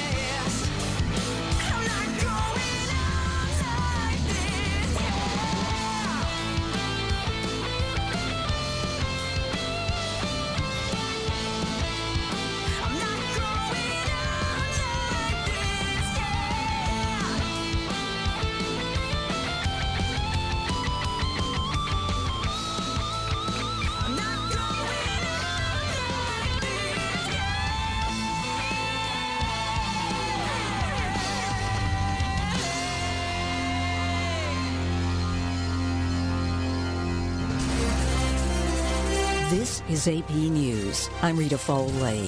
What now? The nation's leading infectious disease expert, Dr. Anthony Fauci, is hoping the number of new coronavirus infections will soon plateau. The virus has killed almost 10,000 people in the United States. But President Trump says there is a light at the end of the tunnel. Things are happening. The president struck an optimistic tone yesterday, fewer than 12 hours after the Surgeon General said this would be the saddest week of most Americans' lives. The president said their views are not that different. We all know that we have to reach a certain point, and that point is going to be a horrific point in terms of death. The point where things will start changing. We're getting very close to that level right now. Saying the nation's conducting an all-out military operation against an enemy that has infected more than 337,000 Americans. Sagar Meghani, Washington. Dr. Jag Singh, a cardiologist at Massachusetts General Hospital, got COVID-19 and became a patient in his own hospital. I was, I would say, very surprised when I had the opportunity of looking at my chest x-ray. It did not look great. So he helped test an experimental drug called remdesivir. The NIH is now expanding its study of the drug. Drug maker Gilead is ramping up its own studies, too. Italy, France, and Spain are seeing signs that the pandemic curve is flattening, but they're still reporting hundreds of people dying every day. British Prime Minister Boris Johnson was hospitalized after being diagnosed with the coronavirus, and Democratic presidential candidate Joe Biden says he's going to wear a mask outside, even if President Trump doesn't. Follow the science. That's what they're telling us. He was on ABC's This Week. This is AP News. Broadcasting directly into your brain. And now your weekly sports update with The Prospect.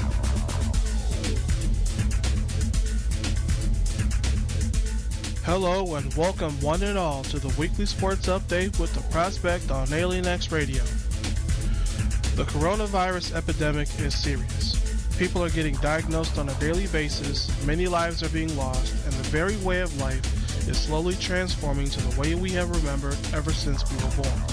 Staying 6 feet away from each other is the new rubbing elbows, elbow taps are the new fist bumps, and cell phones and laptops are vital for face-to-face conversations with friends. Now, sports is still at a standstill as many events are joining the fold of pushing back or canceling their yearly events. But there may be hope after all if you believe in President Donald Trump. The Commander-in-Chief has said in a conference call with sports commissioners that he believes that the NFL has the potential to start their season on time. This message was made after the MLB postponed their opening day game slated to start last week. Trump said that he feels that the league will start in August despite reports that the coronavirus outbreak will last that long or longer. When asked for a specific date that he believed it would happen for sure, Trump declined the comment, stating instead that he just wants it to happen sooner rather than later. For basically the entire country either quarantined or imposing a stay-at-home order, people are wanting to get out and do something as each day passes, and sports might help people do that. Another sport that might bounce back soon, pun heavily intended, is the NBA. The sport that gave us one of the most heartfelt alterations to the All-Star game to honor the late Kobe Bryant is giving us a reprieve from the mess of the world in the form of a childhood game, horse. While the details are being ironed out involving scheduling and others, the gist of it remains the same. Players playing a game that we at one point or another played in our backyards. The aim of bouncing the ball off our foreheads and into the net, or throwing it off the roof of the house and getting nothing but net, or whatever crazy and wacky rule you want to impose on your opponent to give them a letter. To give them a glimpse of the hardwood on their TV since March 12th, when the sport was abruptly halted due to a player being diagnosed before the game even started, is the least they ask for in these troubling times. Every little bit counts until this is all over. Well, tune in next week for more sports. For Alien X Radio, I'm The Prospect, saying until next time, Prospect out.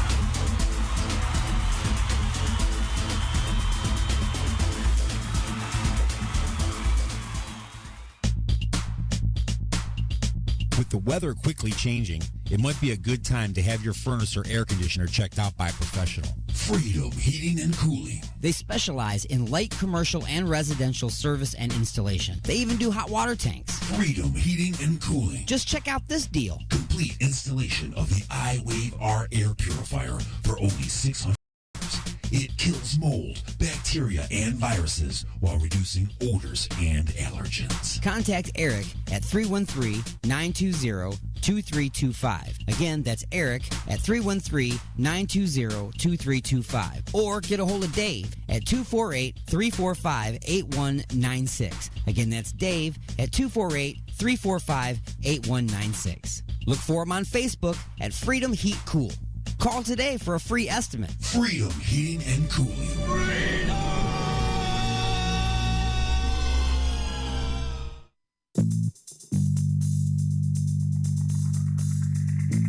Me and my lady want to get busy tonight. What do you recommend? Igor's Lube. I got my fist stuck in a gravy boat. Any ideas on how I can get it out? Igor's Lube. The hinges on my cabinet doors are squeaky. What should I use? Igor's Lube. I got dry, flaky elbows. Igor's Lube. Okay, but what if I'm being held hostage by a supervillain in an underground lair with a ticking time bomb and only seconds left until detonation? What would save me then, huh? Igor's Lube. That's right. Everything is smoother with Igor's Lube. Igor's Lube. Get some today and get some tomorrow. Hi, everybody. Are you tired of feeling sluggish all the time? Frequent bathroom breaks cutting into your workday? Can't sleep at night? Try Colovax. Colovax is a new technology that takes the power of a shop vac and uses it to thoroughly clean out your insides. With its patented technology, Colovax cuts your bathroom visits down to once a month. My name is Russ Russellford, and I use the Colovax once every 2 weeks to keep me limber. Now I can play catch with my son all day and never get tired or have to poop. Colovax really sucks ass. In a good way. Colovax has not been clinically tested, so when considering Colovax, the following side effects may include goosebumps, whooping cough, crying spell, intense bouts of rage, severe depression, arousal, heart explosion, ejaculation, silent fart, anal fissures, and loss of hair and teeth. If you use Colovax, please contact a physician if you experience any goosebumps, whooping cough, crying spells, intense bouts of severe depression, arousal, heart explosion, ejaculation, silent farts, anal fissures, loss of hair and teeth. Hey, big guy. I heard you lost a close one today. Look, Jamie, maybe we weren't the lowest rate this time. But when you show people their progressive direct rate and our competitors' rates, you can't win them all. The important part is you help them save. Thanks, Flo. Okay. Let's go get you an ice cream cone, champ. The sprinkles? Sprinkles are for winners. I understand. The views and opinions expressed in the following show do not necessarily represent those of this station or its sponsors. Give me some static! You got something to say? Don't be a bitch. Call into the show at 313-444-8919. You have been beamed aboard and are now inside the mothership for the attack of the Monday Morning Madcast from outer space. When's the last time you had a good time? Broadcasting from beyond planet chaos directly into your vajir holes. Am I the meanest? Alien Stone. Am I the prettiest? Alien Stone. Am I the baddest mofo low down around this town? Alien Stone. But who am I? Alien Stone. Who am I? Alien Stone. I can't hear you. Alien Stone. The Shogun of Harlem.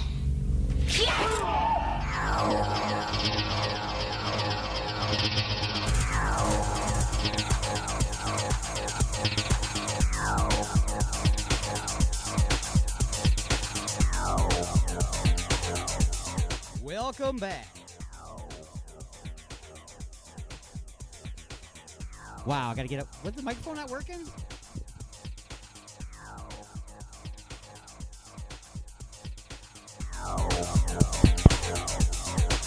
Check 1, 2. Oh, there it goes. Microphone's working now. Sorry, folks. All right, there we go, folks. Welcome back to the show.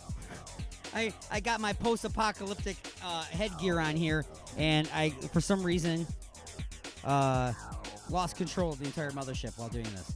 But, that being said, these goofy goggles I'm wearing are actually better than my reading glasses. I can see everything on the screen. It's amazing. Perhaps I should just wear this all the time. Anyway, it's hour number 3 of the Attack of the Monday Morning Madcast from outer space. All up in your face from outer space, broadcasting from the dark side of the moon. I gotta get this gear off, man. I can't even hear myself. This sounds so bizarre. All right, so anyway, let's go ahead and get some music in your ear holes. Since I'm already sweating like a pig wearing this stupid outfit. I'm not gonna be very good at Mad Max times. I'm just saying. It's not gonna be very good at all. Time to set off a siren here. A little music for 23 EXP on the Attack of the Monday Morning Madcast from outer space.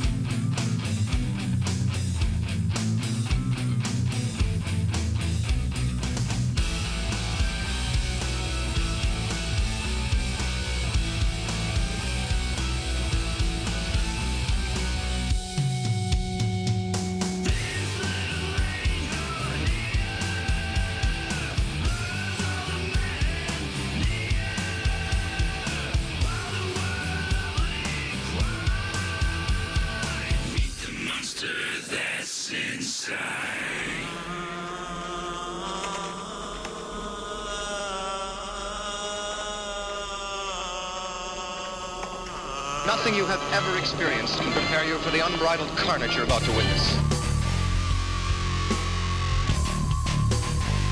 That's the biggest bunch of BS I ever heard. Where are you, you little creep? I've got a crisis in my pants. Let's just say I take up a lot of cyberspace. Up again with a friendly smile and a devilish grin and a tag on your shirt that still said my friend. Then I thought if time had passed and maybe it wouldn't be so bad if we tried to let our souls get past. So we started to talk, and we started to walk the walk. Let me talk when you walk.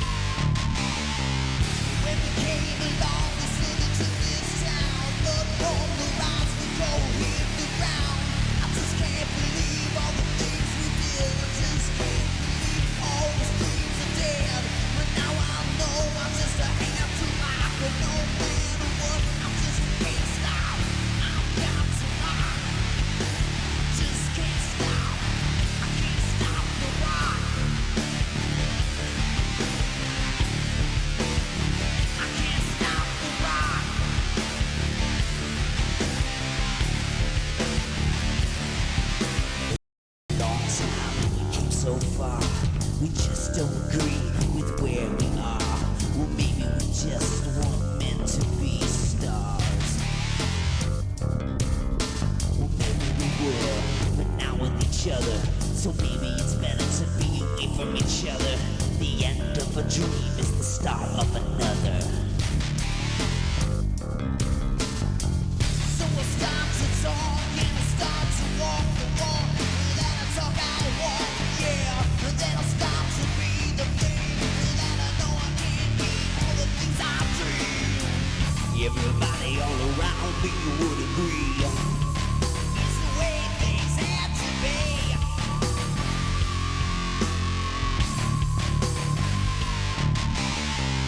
When we came along, we said into this town. But from the rise we go hit the ground. I just can't believe all the things we did. I just can't believe all these dreams are dead. But now I know I'm just a hand to rock. But no matter what, I just can't stop. I've got to rock. I just can't stop. I can't stop the rock. I can't stop the rock.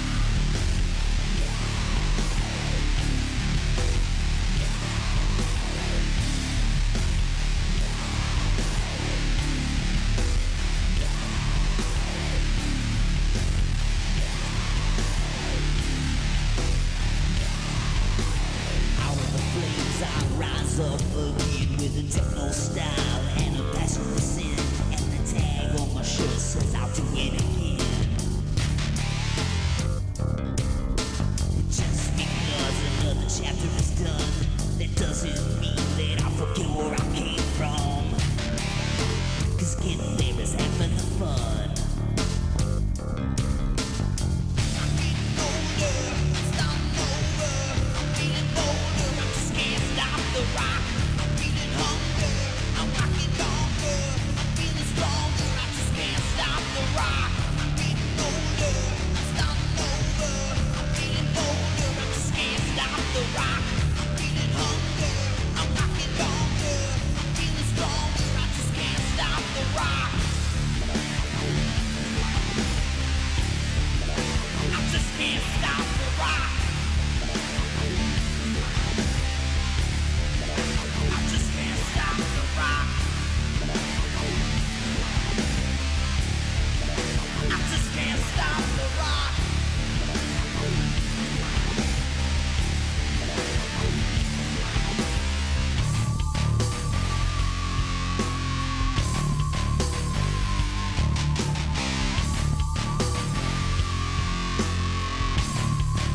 I just can't stop the rock.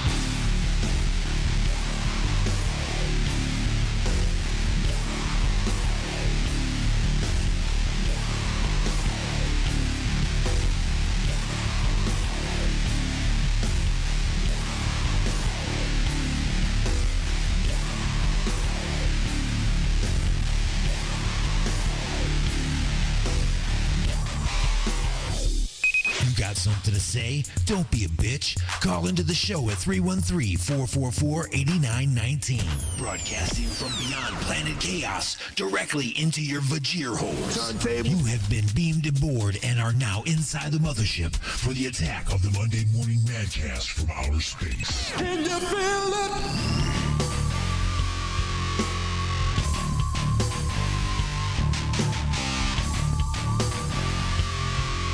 All right, everybody, welcome back to The Attack. It's The Attack of the Monday Morning Bandcast from outer space. We are already into hour number 3. Time is a-ticking, and it is moving along. And it's moving along very slowly for a lot of us because we're trapped inside of our homes under home lockdown, quarantine, self-quarantine, isolation, whatever the hell it is that you want to call it. You're not going anywhere. You're not doing anything except listening to the radio, listening, playing on the internet. I know you're all playing on the internet because I have super high-speed internet, and it's like dragging. Okay, and that's because everybody is on the internet. No, I'm not complaining that you're on the internet. I'd be on the internet too. It's just if everybody's at home and not at work, everybody's bored, everybody's watching cat videos on YouTube. And it is slowing down everybody's internet. So that's just another thing that we're all dealing with right now. But it is what it is, right? So let's pull up some of these stories here before. I mean, I haven't been doing a whole lot of these stories. Basically because they're all coronavirus related. Everything. Like we talked about the lady she was under arrest and she coughed in the officer's face and peed in the back saying coronavirus. Well, let's move on to this story here. People got to get baptized, right? People that do that, if that's part of your religion or whatever, that's part of what you do. Your children get baptized, right? Well, how are you supposed to do that with all the social distancing, right? You can't hand your baby off to a priest who then takes that baby over and dips him in some communal water that perhaps other people have been in. So there's a problem, right? So how are we going to do this? This was the solution that one church came up with, which, again, it doesn't bother me at all because it's all just whatever, okay? I just don't even care. But I'm sure that some people have problems with this, okay? You got a lot of people out there that have problems with guns. We have problem with guns, so there shouldn't be any toy guns of any kind either. Well, then this poor child would not be getting their baptism like their family wants to be done because you can't get close. So what did the guy do? He filled a water gun. That's right. He filled a water gun with holy water and shot the baby in the face from a safe distance. Yeah. It's hilarious to me, and it's ingenious to me, but I'm sure people out there are, that's so wrong. Okay, well, it would have been better then. Go over there and risk the baby's life and everything just to dip him in the water. But it's to me, that's hilarious. That is absolutely hilarious. Now, I believe this picture was taken, because I saw the picture of it, was taken before they had a further lockdown where a lot of the churches were closed down. Okay, churches have been deemed as not essential. So they are told to shut down. Well, I have a lot of people that are getting angry about this, and I just want to mention something real quick, okay? You've got to stop getting angry at other people who didn't cause the problem, okay? This person, who is a friend of mine, they posted that it's ridiculous that somebody is still able to get their pot or their marijuana from their dispensary, but the churches have to close. Why does the dispensary get to be open and the churches have to close? Well, again, you're attacking the dispensaries because your church got closed down. Okay, the dispensaries didn't close down your church. The dispensaries didn't cause the outbreak. The dispensaries didn't make the rules. Okay, so don't say they need to be shut down because we're shut down. Quit attacking other people. Attack the people that are shutting you down. Now, why? You ask why? I'm going to tell you why. Are you ready? Are you ready for this? Because the dispensaries have figured out a way to deal with their customers or patients by curbside service and delivery. Service and delivery. They're not letting their patients inside of the dispensaries to get near their people. They're doing the same thing that they're doing at McDonald's, at Burger King, at the Coney Islands, at the big restaurants. They're doing the same thing that they're doing. Okay, you order online, you call ahead, you show up, it's curbside service. They come out, and you never even leave your car, okay? Now, when the church can figure out a way to do that, then fine. I have no problem with the church staying open too. But as of right now, people have to come together and, here's the word, congregate. You notice that word? They use that word a lot in churches, right? The congregation. That's because they congregate. There's a bunch of people that get together in a room and they touch shoulders. They're close together. They all have to breathe the same air in the same room. Now, if you have curbside service, like maybe you should pull up in your car, priest can come out, put a little curtain over top of your window on the side there and go, okay, give me your confessions or whatever through the car window. Okay, great. If they can figure out a way to do that, fine. I got no problems with that. But do not say that everybody needs to shut down because your service can't function without people being inside. That's just the nature of your business. And yes, I said business. A church is, in fact, a business. It makes money. But anyway, the point is, I don't have a problem with them saying that churches need to be shut down for the same reason that schools are shut down. You can't really go there and keep your distance. You're in the same small rooms. You're close together. You're breathing the same air. You're sneezing in the same room with each other. You're coughing in the same room with each other. You're sharing the same door handles as you go into the restrooms, and you're touching the same seats as you're walking past. That is the reason why the curbside service and the ordering online and the delivery and all that is happening.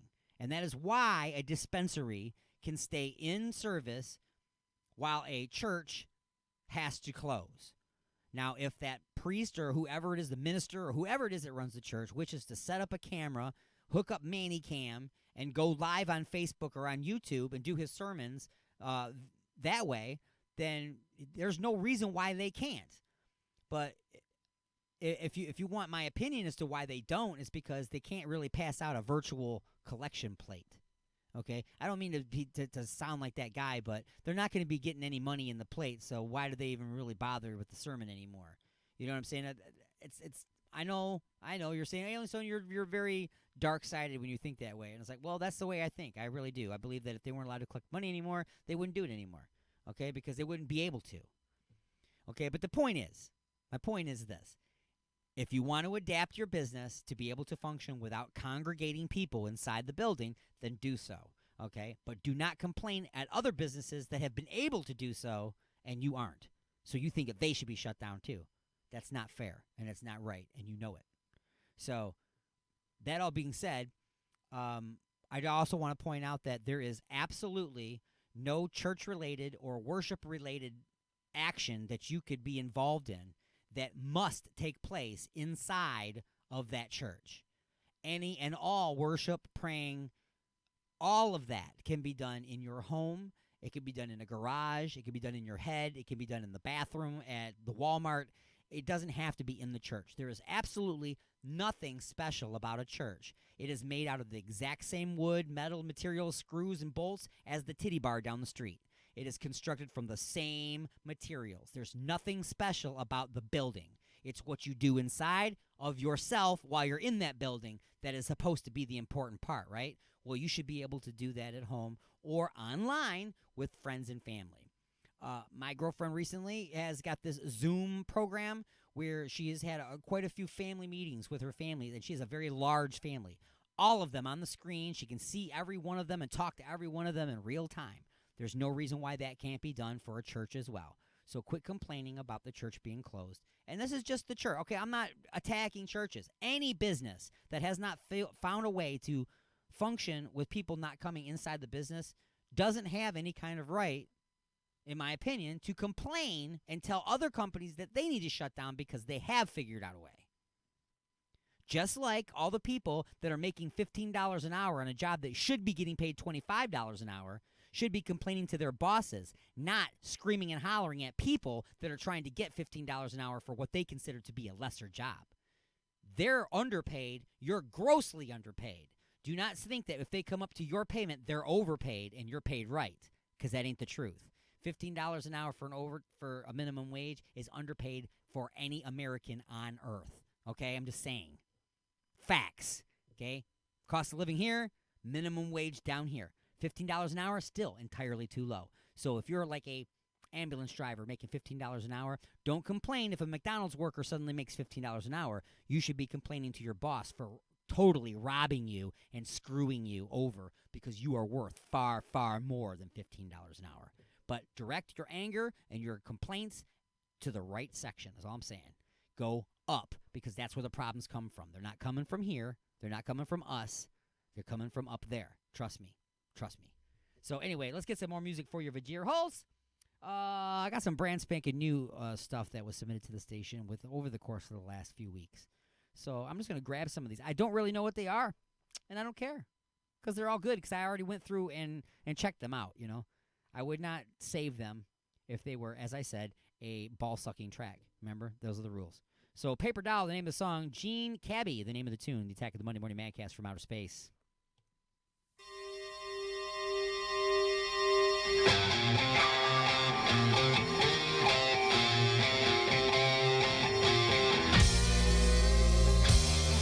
You are too precious to me. Never felt this way before.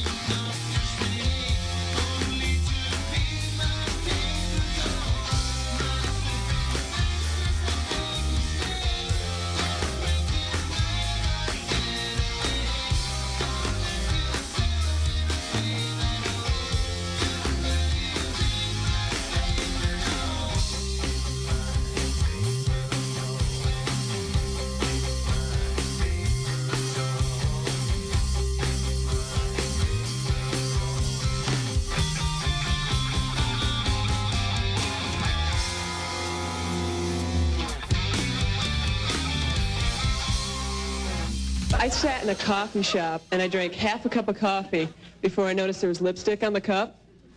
And then I went to wipe it off with a napkin and there was wadded up gum and lipstick on the napkin.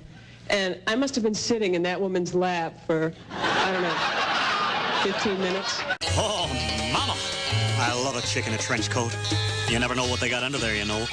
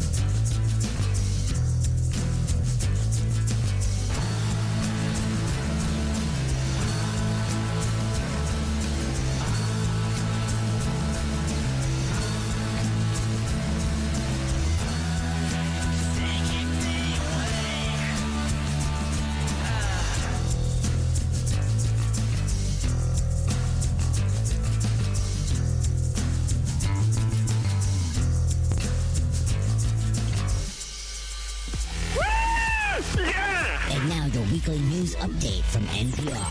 Broadcasting directly into your brain. I've always listened to it. The pandemic continues to afflict Italy, where nearly 16,000 people have died. In their latest daily report, Italian officials say the number of deaths is lower compared to previous days. They say the latest daily report of deaths in Italy is the lowest since March 18th.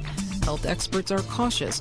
They say even with fewer people dying, Italy must continue its shelter-in-place orders and practice social distancing. The National Oceanic and Atmospheric Administration says the sharp cutback in airline flights across the U.S. due to the pandemic is making weather forecasting more challenging. NPR's Lauren Summers says meteorologists rely on real-time weather data from flights. Commercial planes measure temperature and wind speed millions of times every year and send that information to NOAA. Forecasters feed that info into computer models, which give us weather reports. But those readings have dropped by half in the last month as flights have been grounded. The World Meteorological Organization warns that could make weather forecasts less accurate. NOAA says it's looking for ways to make up for lost data with cargo aircraft, satellites, and other sources. Lauren Summer, NPR News. Emergency response teams in Ukraine are battling a forest fire in the contaminated area surrounding the damaged Chernobyl nuclear power plant. The plant was sealed after an explosion in 1986. Firefighters say one smaller fire continues to burn over about 50 acres. Authorities say radiation levels in the area are far above normal levels. I'm Corva Coleman, NPR News.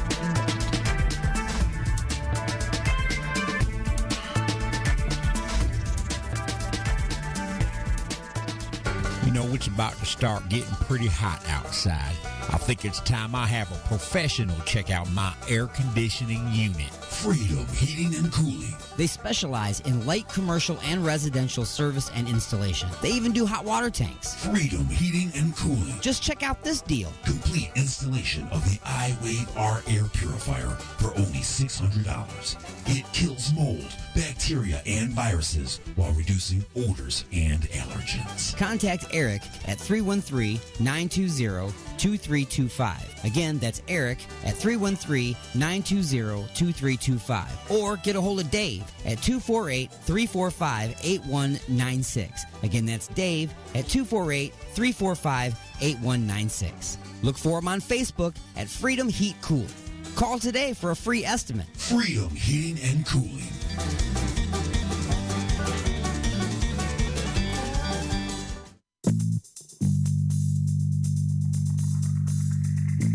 Me and my lady want to get busy tonight. What do you recommend? Igor's Lube. I got my fist stuck in a gravy boat. Any ideas on how I can get it out? Igor's Lube. The hinges on my cabinet doors are squeaky. What should I use? Igor's Lube. I got dry, flaky elbows. Igor's Lube. Okay, but what if I'm being held hostage by a supervillain in an underground lair with a ticking time bomb and only seconds left until detonation? What would save me then, huh? Igor's Lube. That's right. Everything is smoother with Igor's Lube. Igor's Lube. Get some today and get some tomorrow. Oh, listen to his voice. I hope he grows up to be another singer like Frank Sinatra. I hope he's going to be another Albert Einstein. Gee. Say, why leave important matters like heredity to chance? Well, now you don't have to. If you buy Crapco's amazing in-home gene splicer from Crapco. Yes, determine the sex size and personality of your next child in minutes instead of months. Here's what you get. The Crapco Chromosome Spice of Life Rack, featuring 25 tubes of real designer genes. Yes, it's that slimy goo that makes you you. Pick from brown eyes, blue eyes, boxers, ballerinas, big ears, or big what have you. Never fear, you're the genetic engineer. With the amazing Crapco in-home gene splicer from Crapco. Yes, for just $29.99, $95.99, this could be you. E equals MC squared. How about you? My boy the singer. My son the scientist. That's right, create your own Frank Einstein with the amazing Crapco in-home gene splicer. Buy Crapco. Get one for your dog, too. Remember, at Crapco, we always say, if you buy this, you'll buy anything. Got something to say? Don't be a bitch. Call into the show at 313-444-8919. Here we go! Or you can jump in the chat room at alienxradio.com. Broadcasting from beyond planet chaos directly into your vagir holes. It's the attack of the Monday Morning Madcast from outer space. The house is now on fire. The house is now on fire. AlienXRadio.com. Broadcasting directly into your vagir holes from the other side of Planet Chaos, everybody. Welcome to the show. We got less than a half an hour left. I'm just trying to find my little sheet here. Gotta get my sheet together. Broadcasting you live on AlienXRadio.com in Detroit, Michigan. Occasionally on Raw Talk Online in Florida, UG Media in the UK, WCET-FM South Carolina, Lime City Radio in Indiana, and Paranormal Junkyard Radio Network out there in the ether. And then fine, fantastic affiliate radio stations around the world in replay and syndication, like 24.7 The Stream in Chicago, Illinois, WRFN 1025 in the UK, United Sounds Choice Radio in Amsterdam, and 97.1 KGSB-FM, Get Smashed Radio in Seattle, Washington.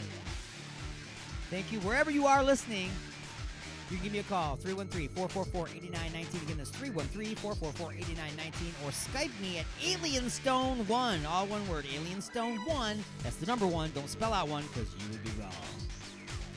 So we are seriously running out of time. I want to hit you with a couple of these stories here before we get into a classic episode of Just a Few Questions. And this week, by the way, the Just a Few Questions I have selected is from October 20th, 2019. It's called The Art of Making Smell. And that will be coming up momentarily. But as I said, let's just hit some of these weird and ridiculous stories that are hitting us now during this ridiculous time that we are in.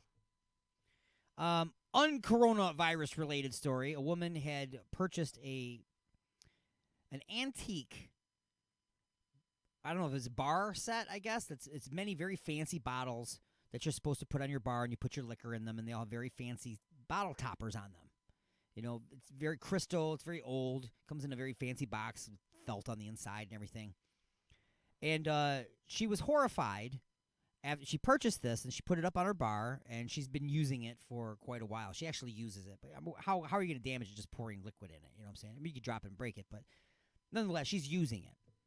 And then, I don't know if she took it to an antique roadshow or if she just had a friend over that knew about this kind of stuff, but she was informed that all of the bottles were, in fact, antiques, and all of the stoppers on top of the bottles were also antiques. But the curious thing was one of the stoppers was not, in fact, a stopper. It was an antique sex toy that she had been constantly plugging into the top of her scotch bottle that she had been drinking out of. So that's really funny. Yeah, a little ancient. I don't know. How would you not know? I mean, what?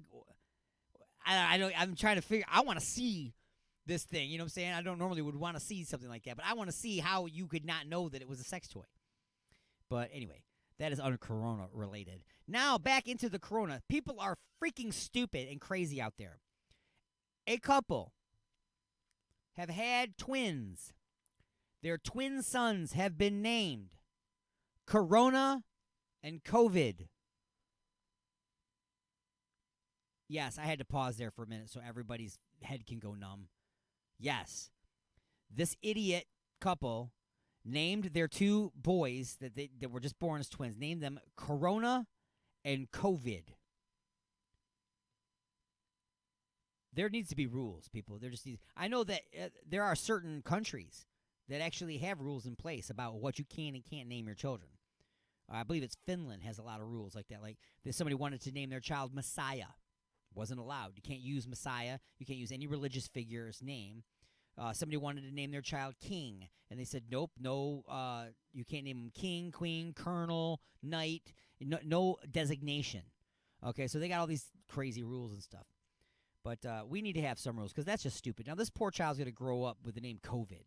Really? I hope they call him something else. Hey, Covey, come here, Covey. That's stupid. These are dog names. Anyway, another unrelated story to the COVID situation. There was a rental car facility. This is amazing to me. I used to work for a rental car facility, so I can imagine how this could take off and get out of control really fast. All right? It was in Florida. It was at a Florida airport, and there were 3,500 rental cars parked. And a fire started, and they lost all 3,500 rental cars in an amazing and massive fire. You can just see the entire parking lot. Imagine 3,500 cars all on fire. Imagine the billowing smoke coming up. And then imagine that you live far enough away to where you don't really know where it's coming from, but you're amongst all this craziness that's going on in the world, and you just think the world's on fire. Oh my God, the world's on fire. We're all going to die. That reminds me of Amazon not too long ago. They lost all their trucks in one of the hurricanes. It wiped out a whole fleet of their trucks. That's kind of amazing. What else have I got here before we get into just a few questions?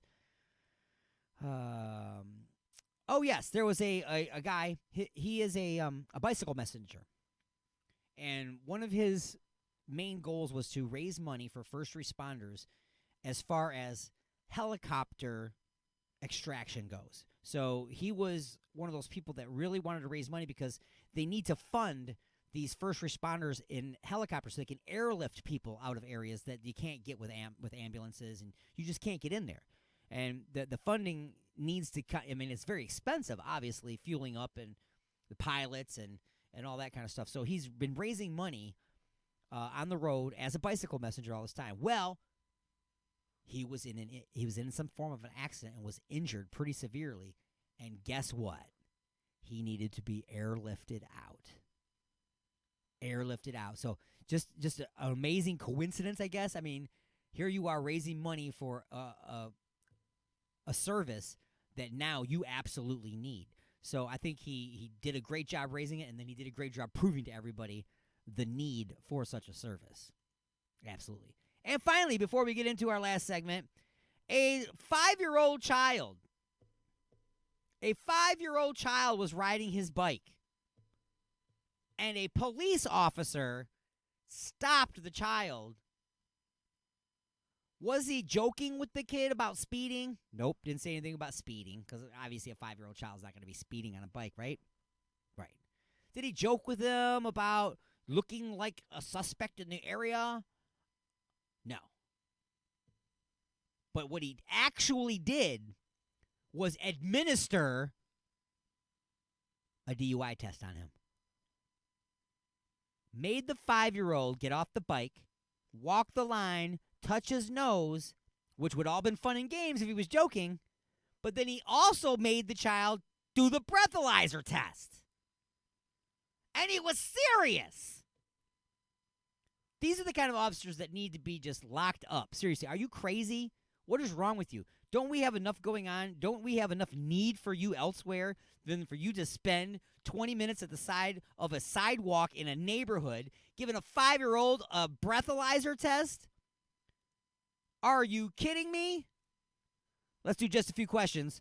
From October 20th, 2019, The Art of Making Smell. Just a few questions on the Attack of the Monday Morning Madcast from Outer Space.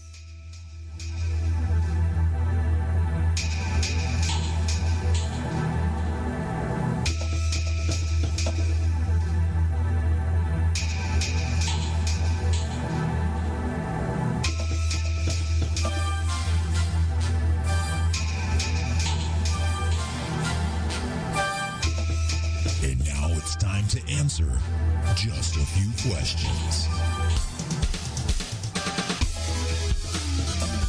All right, everybody, it is that time in the program when I have to ask just a few questions. All right. I do, but I kind of do. All right, so if any of you out there are familiar with just a few questions and you're listening and you've listened before, that means that you are not easily offended. Otherwise, you would definitely not be back. So I'm just saying, everybody, be prepared. Sometimes they can be pretty rough. Sometimes they can just be chilling. But here comes just a few questions. Are you ready, sir? Bring it. Question number 1. Question number 1. Question number 1 is, you have recently discovered a talent that you never knew you had. In addition to your mad needlepoint and macrame skills, you are also an origami master. But wait, there's more. Now you have found that you can paint as well. But you don't use color as imagery. In fact, when you work, your works of art are complete. The canvas appears to be blank. When you are done, it's a blank canvas still. Okay.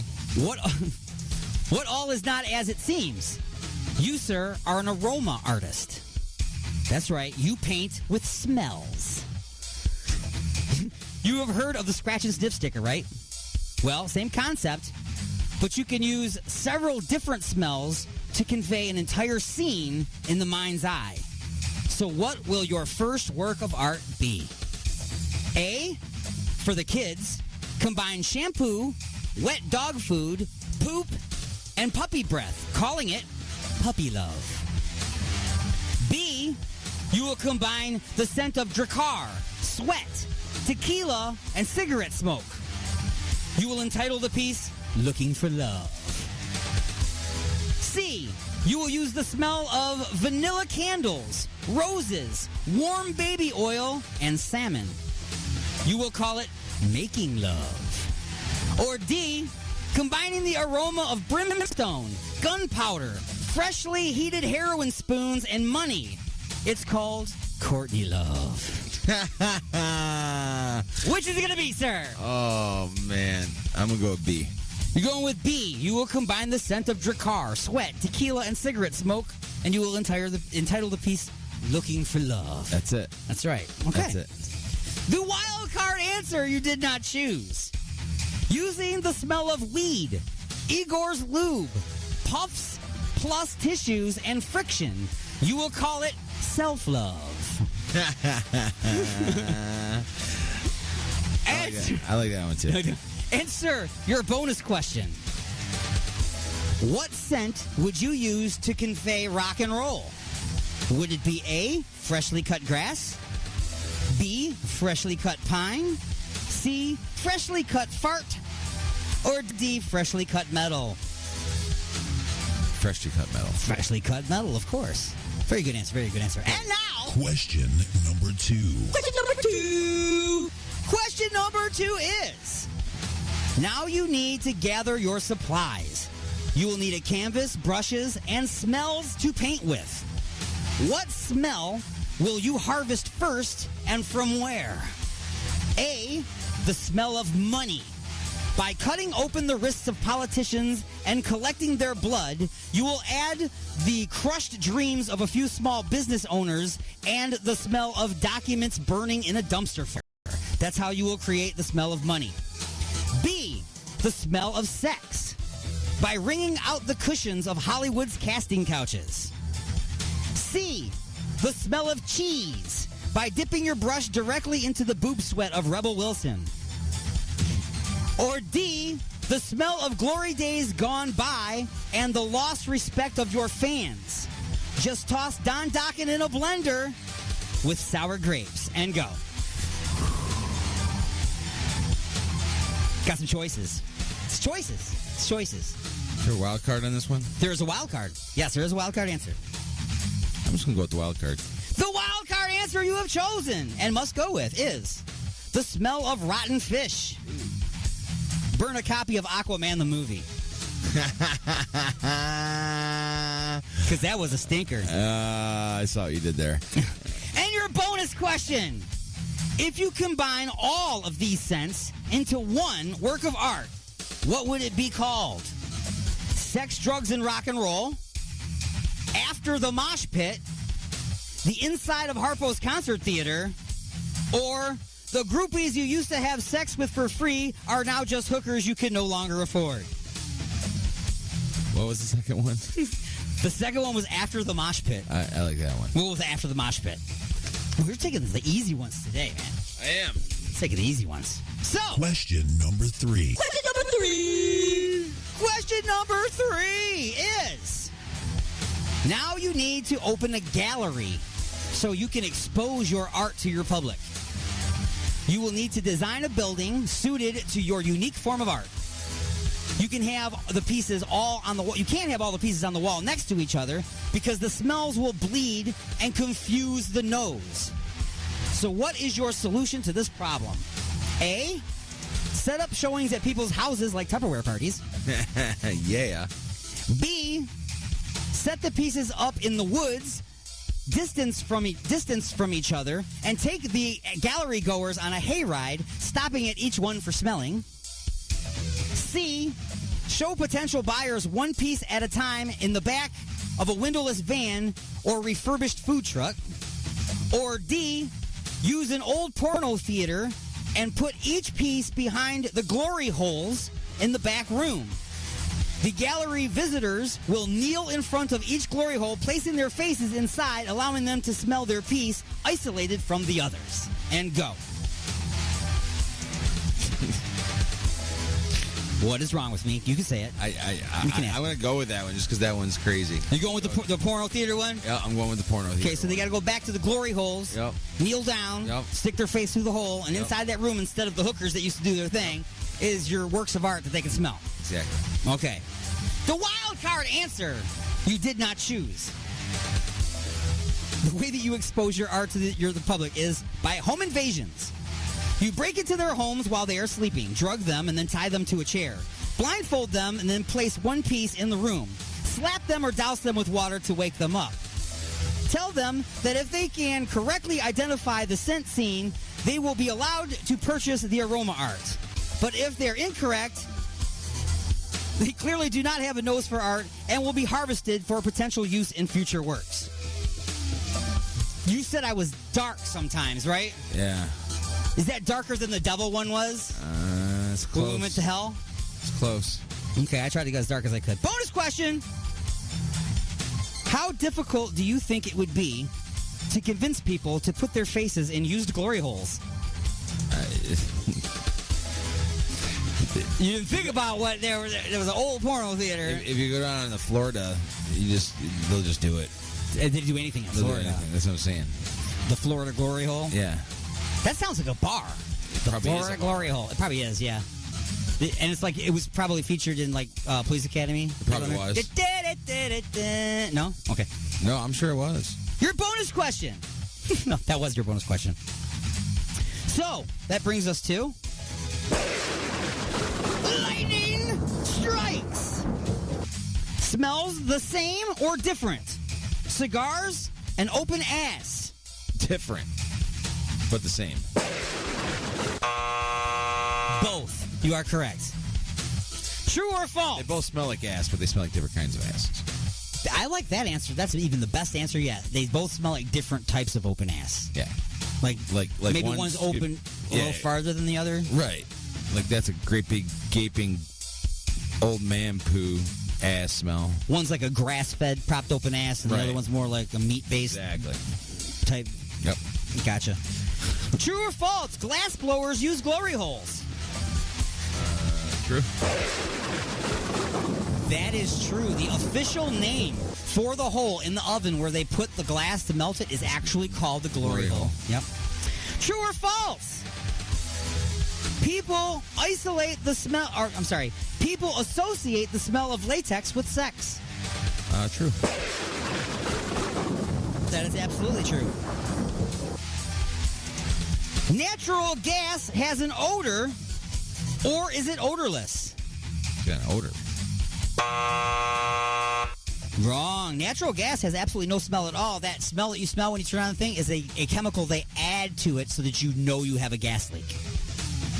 Did you know that? Did you know? Well, yeah, but so that's why I was So saying natural that gas, but see, it was a trick question, see? Natural gas does not have an odor. Unnatural gas, once you mix something with it, has an odor. Anyway, antagonist... Huh? I see what you did. You see what I did there? I tricked you. This was intentional. I put you right into the wall. So, antagonist in the movie House Party. Do you remember the movie House Party? Yes. Okay. So the antagonists in the movie House Party, Kid and Play, they kept saying, I smell what? Was it I smell a rat? I smell something fishy? Or was it I smell pussy? I smell pussy. And you were very quiet about that, like you were afraid to say it. I was too. Like you were but like, you did it loud and like with enthusiasm. I did, because I think it's I looked at the list and it's not on the list. That word pussy? I think it's a funny word. It's not on the list. You can say it. I think it's a funny word. It is a funny word. It's like nipple. Nipple's a funny word too. Like nipple. Just like flows out of Like nipple. It's funny stuff, man.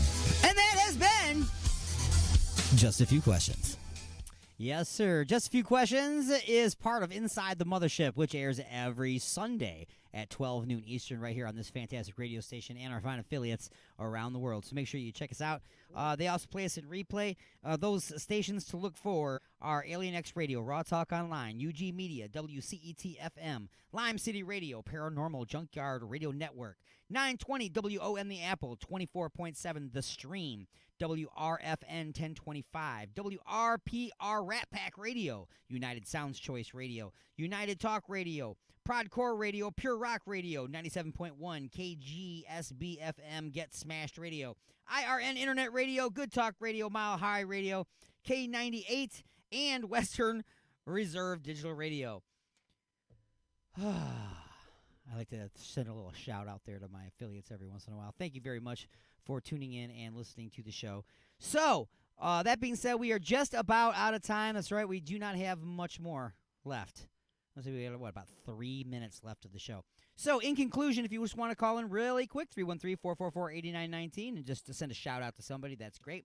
I do want to thank everybody that called into the show today from Texas and from downriver and all the other people that texted and were constantly chatting in the Facebook feed and the YouTube feed and the chat room and everything. I do want to thank everybody for stopping in and checking out the show. Next week, let's see what's going to happen again, right? I'm sure that we'll still be in quarantine, so I'll still be going stir-crazy.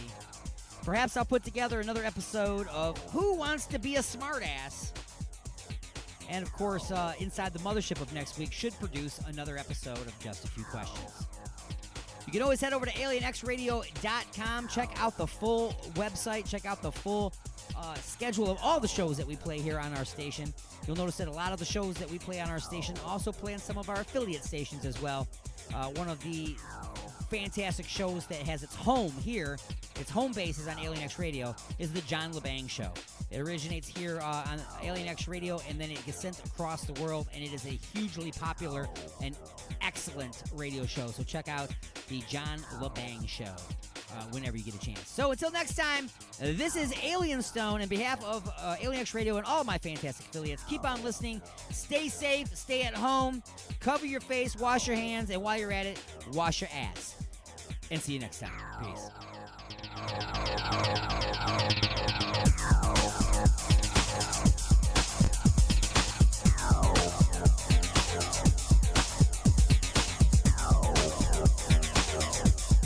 What are we doing for lunch? I'm starving. Dolphins are intelligent and friendly. Intelligent and friendly on rye bread with some mayonnaise.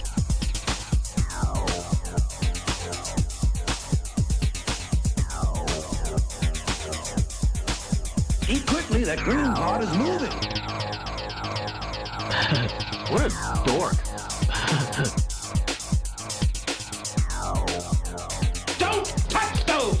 Don't you ever touch my balls without asking. Excellent!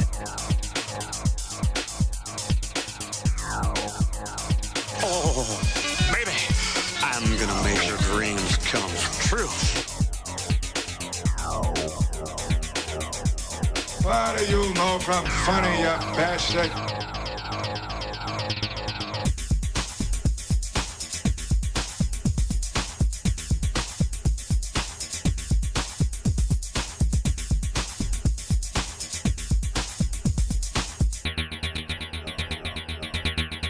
I hope this was as much fun for you as it was for me.